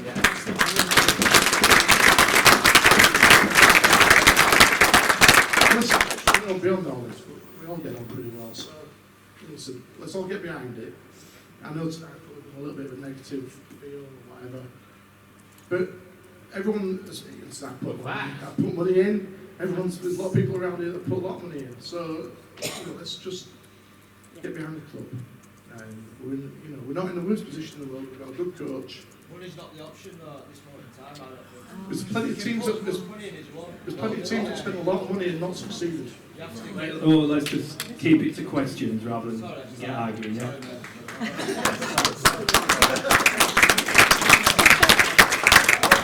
Simon, just an interesting one. Do you have a particular profile in mind when you're looking to sign players? What are the impressions you get when watching the other sides as they come down to the shade? Is that a lot of teams are full of big players. You know, we look at our own and all right, we've got good players, well-made players, but not what you call giants. We've just got one in on Sunday with Keegan Hurst. Do you fancy a few more of that sort of stature into this team to give us a bit more go forward? Yeah, it's something myself and Ian have been trying to address. And there will be a bit more size next year. Definitely. But look, in terms of profiling, it's a weird one. Listen, the game's changing, isn't it? So we're down to what? It's 8 subs, which again, rugby league or Super League, whoever decides these days, will probably end up being 6 within a couple of years and so on. So the game's changing to the point where the big monsters that are quite nice at times, at some point they're not going to have a place. So it's always changing. But to answer your question, versatility is a big one for me. I think it's probably a little bit of me and how I was as a player from, you know, being a junior, played everywhere, and I think I found it really valuable because I could be an asset to the team because I could play here, there and everywhere. And also it's an asset to the player because they're more chance of getting in my team if they can play 1 or 2 positions, you know what I mean? So you'll have back rowers that can play in the middle for you, you'll have back rowers that can play centre, you'll have halves that can play full-back and so on. Mobile and versatile, that's the kind of thing I personally would be looking for. And some definites in certain spots. So your half-back needs to be a half-back. It doesn't have to be a 9, a full-back or anything else. You need a half-back and I want a half-back. Simon, just on that, there's been a lot of retention already announced. I know, Lawrence, that we can't say much on recruitment tonight, but obviously a lot of other clubs have announced a couple of signings here and there, a few have been out in the media. Are you comfortable with where the club is at with recruitment of new players for 2020 at this stage? Considering where we're at in terms of a business and money, and you know what we might get in terms of distribution, I think I'm quite comfortable with what we've got. In an ideal world, 1 or 2 more would be nice, but we might not be able to have that luxury. So with what we've got at present, I'm quite comfortable with it. Yeah. There has been a lot of retention going on, and definitely because of the lack of interviews online, social media, all them bits. We haven't done that the right way. We announced probably 4 or 5 a good while ago now, but there's probably been another 8 that have signed since. Which, in amongst all of the negativity and the stones thrown everywhere, we probably could have been a bit better on that front and maybe chucked a little bit of positivity out there. But that's something that we need to get on top of and start letting you know a bit of information. Because I think a lot of this tonight, in my opinion, is the lack of information. So people put 2 and 2 together and get 7 more from that, don't they? So I think the bit of information you get tonight will hopefully help you rest a little bit easier that the club's not on its arse, as it's been said. Sorry, language. But, there's a lot of people doing a lot of good things, but we don't see the good things. The watering can kind of lets out a lot of the bad stuff. But look, there's bad stuff going on over the Pennines at Warrington as much as the good things there is, but you only see the good things from there on the out, and we need to be a bit more. Let's not get started on that. Any questions? Any more questions? Well, it's the 21st century. Would the board consider inviting ladies to join the board? Yeah, already said that. Please form an orderly queue, because we'd love you on board. You bring a totally separate perspective to what's going on. Is it? Oh God, no! She'd run us ragged. Hilda, don't do it. Don't do it. No. You do a really good job. We couldn't possibly be run ragged like that. No, ladies, queue up.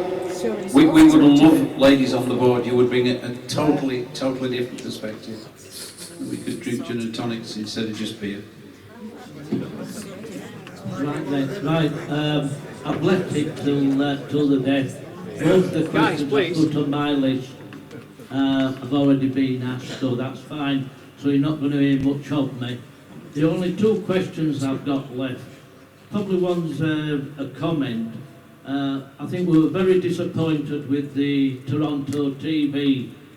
They seem to have done the dirty on some of the clubs where they played. Over here, TV's been used, and when we've gone over there, we haven't had the luxury of having the TV so we could watch it.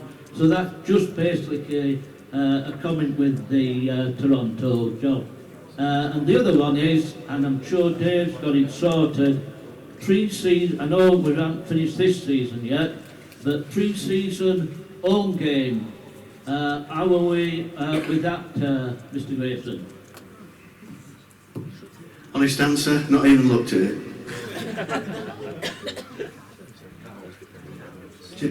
There's a lot of factors that actually, determine what we're going to do in terms of the weather, etc. And, obviously looking at return on investment as well, financially, who wants to play us, what the attraction is, etc., etc. So we've not even looked at that at the minute, but I hear where you're coming from, Neil, and I know exactly where you're going with that one.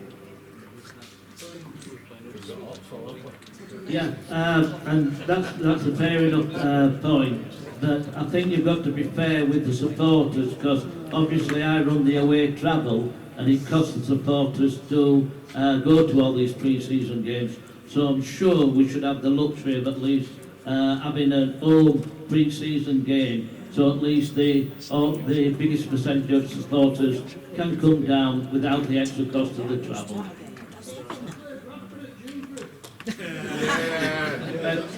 Dave, just a question while we're on home games. A few people have asked me about the matchday experience.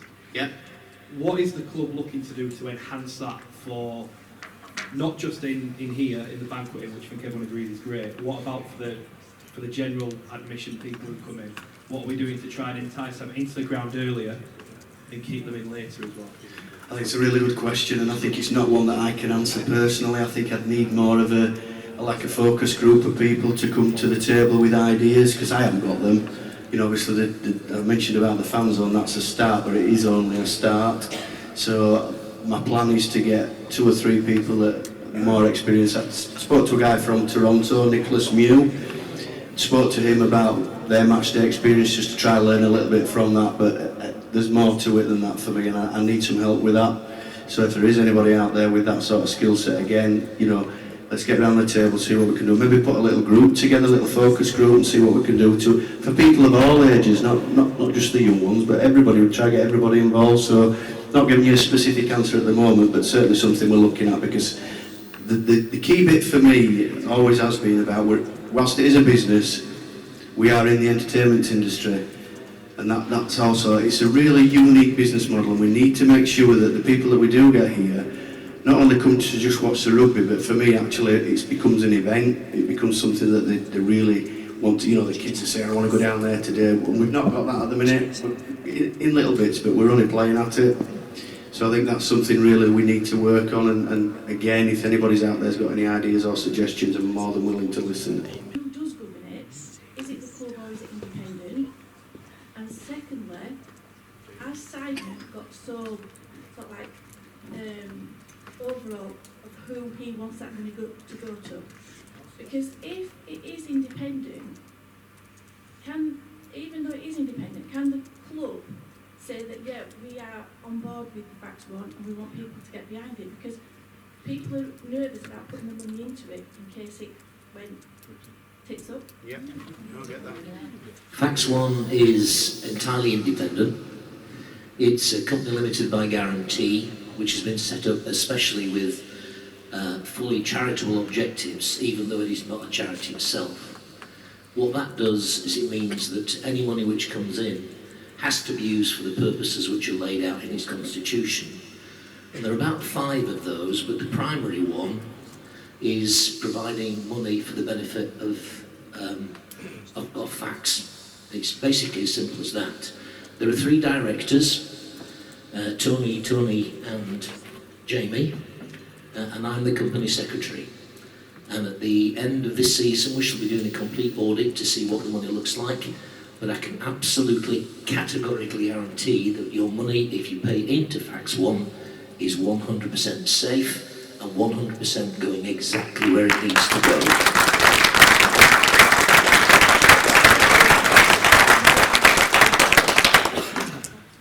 Yeah, I'd just like I said earlier on, I'm one of the directors and I look after the membership. Every penny that comes into Fax One goes to the club to finance players, or it's put into the overall match day experience. For instance, the flags that you see around. On a couple of occasions, we've pulled in sponsors to finance coaches. We did that at the beginning of the season for the first match at Widnes because we thought it would get the season off to a good start if we can get as many people there as possible. We try to push it as much as possible, and we are totally independent of the club. The club get in touch with us and tell us, like they did with QLT and with Adam Tangata, they came to us and said, right, we want to sign these players, can you help us? And we said, yeah, what do you need? And we'll do whatever we can. So at the end of the day, we don't ever make a profit. If we come to the end of the financial year and it's 0 balance, that's great. We've done what we want to do because all our money goes into the club and into the match day experience. And the more people, I've said this time and time again on social media, that we don't have the luxury of having a sugar daddy. It'd be great if we had some guy with millions. We haven't had that since the David Brooke days, since the Tony Gartland days. But what we have got is supporters. And if we've got supporters who will put in, even if it's only a £5 a month, you add that up times 1,000, that's 5,000 a month. And you know, sorry, I'm speaking. But that money goes to the club, and it goes, you know, so stick your hands in your pockets, basically. I get that. I Yeah. totally get that. It's people what you talk to who are nervous about putting the money in Yeah. because the club hasn't endorsed it. No, the club has no control over what goes. Can we? Is it maybe worth? So it might be worth putting it out. Is it just going to say? Is it? Can I jump in on that? Yeah. I think that's a really valid point, and I think it's an area that we as a club have been really weak on, and I'd accept some responsibility for that in my tenure here. The culture change that we need to do in the club, there's many that needs to be done, but number one for me is being grateful for the support that's given by the Supporters Trust and the Supporters Club, of which we are, but the big weakness that we've done, which we have to alter and will alter, is the club needs to be supporting those groups as well, so that they know we're all one group and one Halifax badge together, and we need to take ownership of that.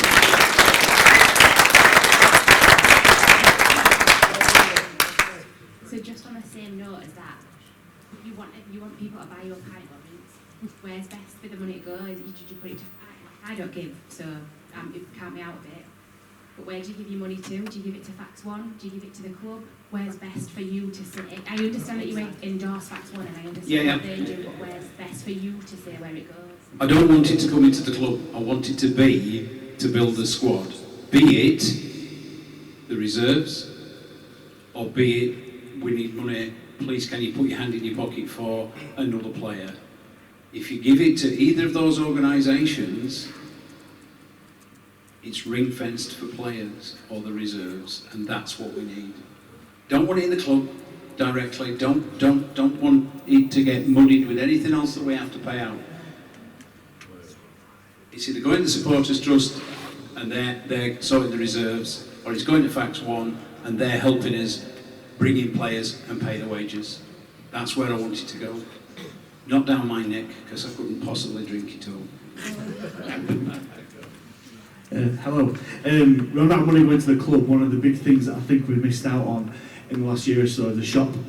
Last pre-season, it was pretty atrocious in terms of the stuff that was available in the shop, and the less said about the away shirt, the better, really. Is there any proactive plans that you've got in order to facilitate the stock that's in the shop? I know Kelly does a wonderful job in terms of running the shop. Is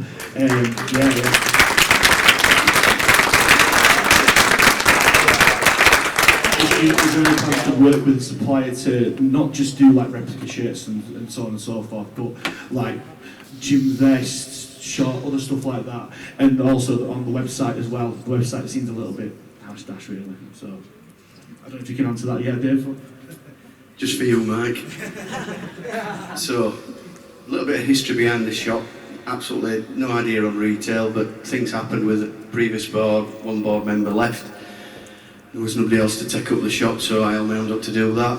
Steadied the ship a little bit, but we've, without a shadow of a doubt, and I know it's going to go on record, but the deal that we've done with Samurai is not in the best interests of the club, in my opinion, in terms of it's 3 years, of which we've got another 2 years to go, and within the shop we're restricted to their merchandise, which is limiting what we can actually push out there from a clothing point of view. I'd love to see the shop with loads of different things in there. A, we need working capital for it, but B, we cannot reach out to other suppliers, which is limiting our choice. As a result of that, and the orange shirts, by the way, which I'm totally with you on that,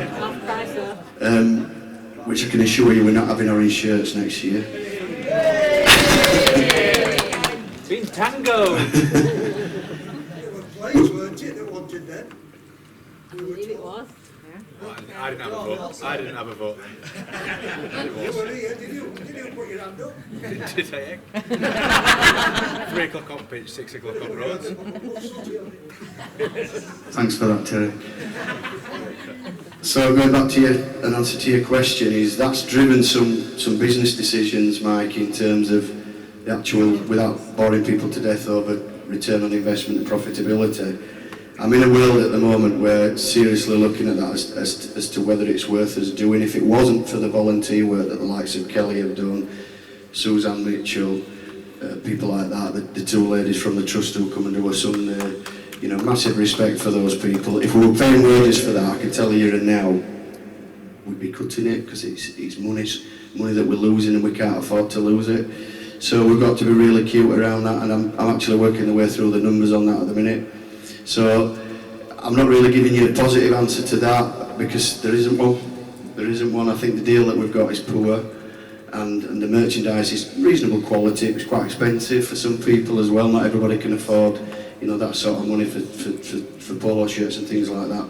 And there are suppliers out there that could do that on a cheaper basis and still as reasonable quality. So we're struggling a little bit with that one in terms of it being a profitable cost centre, is the answer to the question. So I'm not sure just yet whether that's actually going to be there. Have the kit designs been agreed for next year?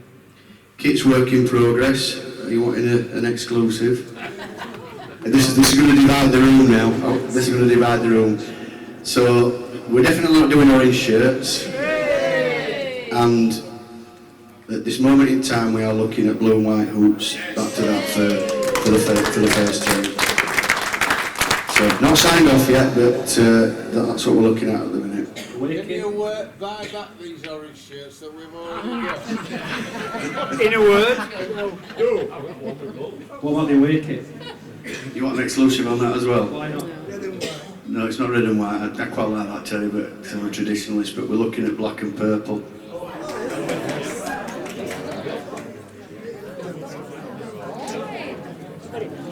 Told you to divide the room. Just got a question on sponsorship. Who are the main sponsors next year? Clips Energy, are they involved next year? Well, can we say? No, not until it's all signed off. You You can those that are signed off, definitely. Yeah, well, in answer to that question, yes, Eclipse Energy are the main sponsor for next year, and there's also 2 or 3 others signed off, and there's a lot of others that are, well, I just need to finalise, but they are ready to sign off. Investing for tomorrow is obviously one of those, so I still need to do the paperwork. Yeah, they haven't signed me up yet. The answer to your question is Eclipse Energy will be the main sponsor next year, yes. Any more questions, or can we get the... Get a beer. Oh, one more than Jason. Oh, I'm Here he comes. Here comes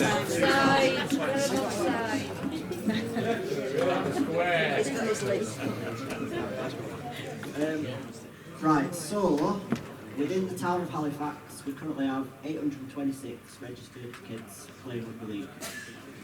As a club, we haven't really been that good at engaging. We started a piece last year, engaging with the community clubs again, which has fallen by the wayside. What are the club's plans to re-engage with the community and those 826 junior players, which obviously is 1,600 parents? Chris? Go on, Chris.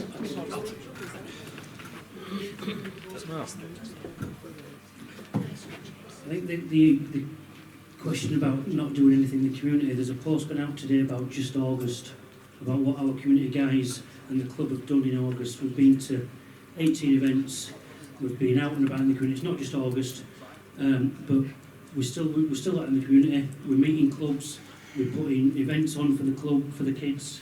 We've got a community club of the day every home game. There's only one club not took that up because their first team was playing in the Challenge Cup game, which was Siddle. So all the other 7 clubs have been here for a community day. We've got Queensbury on board.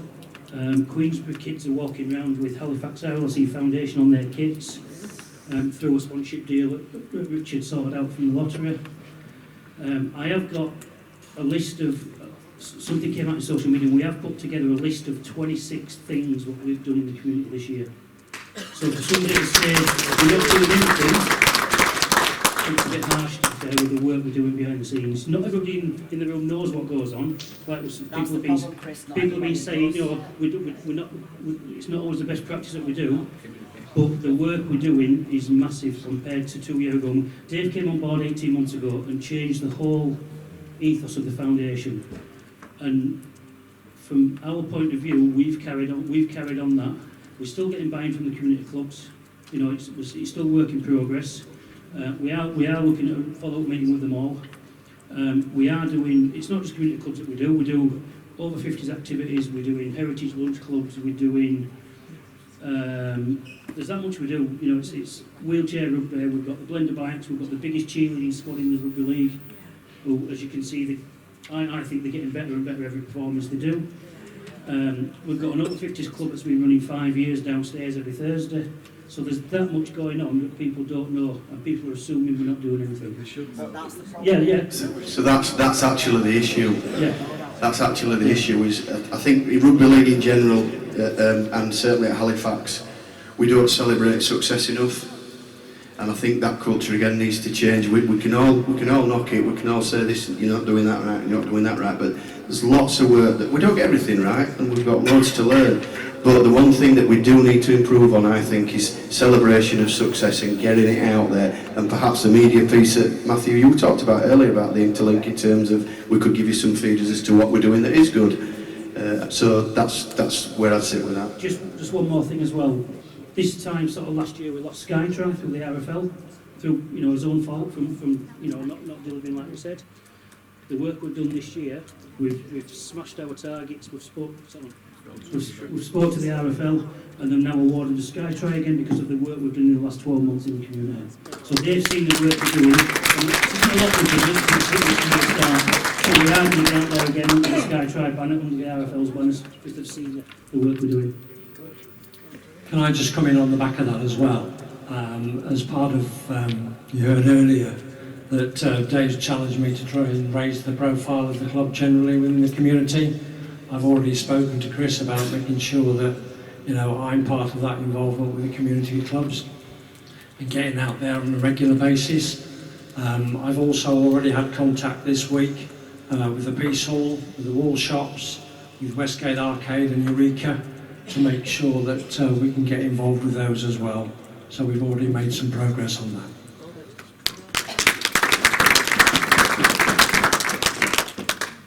Yeah, we just had some feedback obviously from junior clubs when we visited, and as an example, Ellen, who's ambassador was QLT, well, we never saw him once. That's what they're telling us. Obviously Tangata and Fairbank was there coaching, but only really through their own, you know, through the Ellen Fairbanks, and Tangata going down there for a laugh kind of thing with Jacob. So, you know, this is the feedback we get. It kind of, you know, it re-engaged itself when Jason asked to raise it. So, you know, we do need to get better on that. This is just feedback from clubs. Can I just jump in there before you go, Dave? I understand what you're saying. It's difficult, though, isn't it? The lads train 3 nights a week. Q's an exception, obviously. What's happened, he's gone. Q lived in Sheffield, didn't want to hang around in Halifax anyway, so he was gone as soon as training was finished. So, for example, Brandon Moore, up and down the ladder all day at work, trains 3 nights a week. It's very difficult to persuade lads to do much beyond what they're doing. Some of that's probably a little bit selfish, not giving a little bit back, but some of it is just the fact that they're entitled to a life as well. And if we can organise it in a better way, that's probably the key to it, having a bit of planning. Obviously, I'm coached down at Siddle, and the community is difficult because you've got obviously that obvious barrier of being part-time, where, so Leeds Rhinos, for example, they don't employ players, they employ people doing that job, and they've got a real strong foothold in all these areas, so we always come off as the worst every time anyway. But I know Chris is doing his best and lads are getting out there, and it does need to happen more, but it just needs to be planned in a better way for the players, I think, as well. We're going to wrap this up now, so just final call on questions. I've like 2 more questions and then we'll wrap it up if that's all right. Just before you do, Dave wants to comment. Can I just add comment to that? On the back of the work that Dave did with the community clubs last year, we as a supporters trust have also taken a couple of events out to clubs. Last year we took a question of spotlight to Siddle, and the date for your diaries is the 13th of September, where we're up at Community Club at Greetland, and we'll be doing another night there, again involving community clubs. So things are going on, and I think it's exactly right that we need to make it more public. So just another positive then, last year, we haven't mentioned it already, that the club did actually issue 700 season tickets to all the junior clubs, which obviously we're celebrating. You know, I'm not saying what I'm saying to be negative, it's because the clubs want that engagement and they want the club to help them. The clubs themselves are growing with 13% up this year on last. You know, with the club's help, we can get so many more kids within this town, not only playing the game, but supporting this club as well. Can I just jump in there? To be fair to Joanne and Jason, they do an awful lot in the community as well. Jason definitely does, and I'm 100%, despite what he thinks, I'm 100% behind him. If we have missed something this year, we'll take that on the chin, definitely, there's no doubt about that. And certainly with somebody, Gemma Ellen, you know, she's not backwards at coming forwards. But there are 9 other clubs that we're dealing with as well, and fact is that the questionnaire that was sent out to them last year, at the end of last year, was, the numbers on that were really good. If we've missed something, then absolutely we'll take that on board.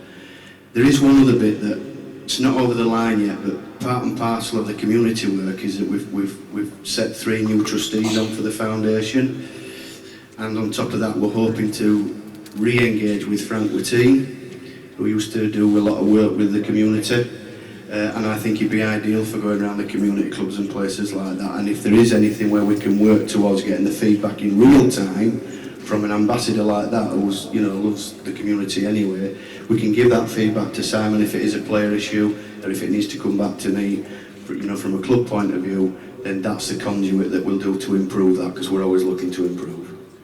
Last question.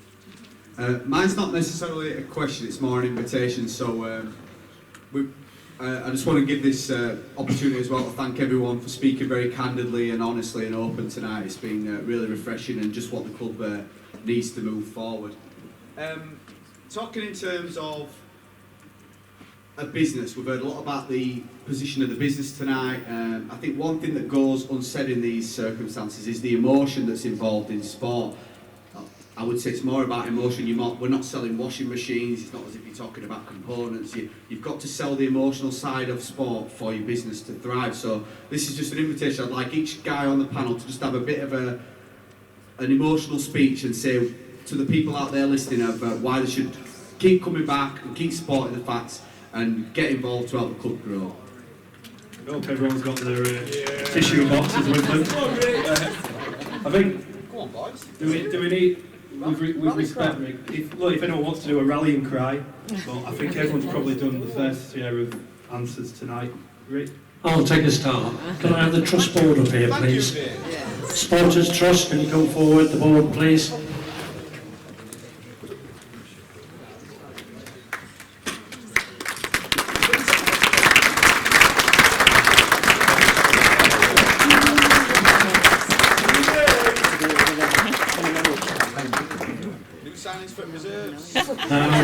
No, I'm not signing for the reserves.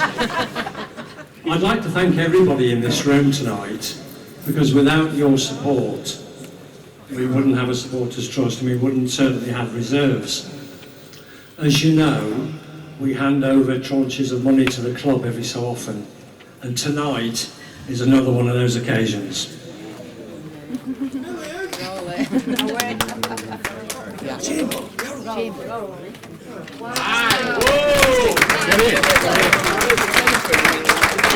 Another £5,000 for tonight.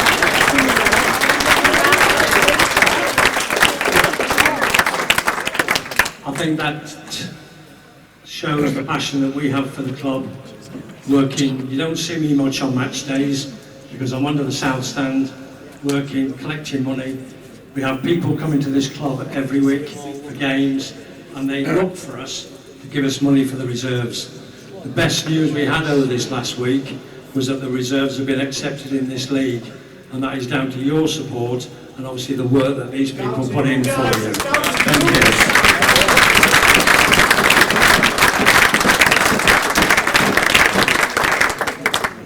you. Well, going back to what I said earlier on, that's half a player's salary for the year on some of the salaries that we're paying, or it depends on what they've put Halifax RLFC, not Lawrence Turner, otherwise the beers would have been on me. That's fantastic. Thank you for your work. I know how much money's come in over the last 12 months. Please, please, please keep it coming, but that's fantastic. On behalf of the club and everybody here, thank you so much.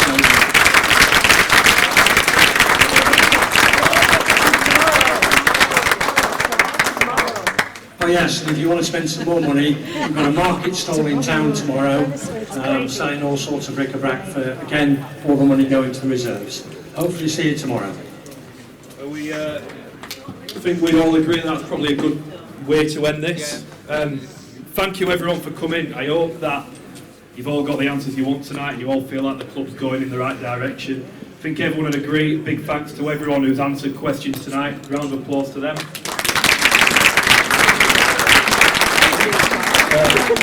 Well, staying open and have a good night, have a good time, have a good weekend, and yeah, up the Fax. See you all later.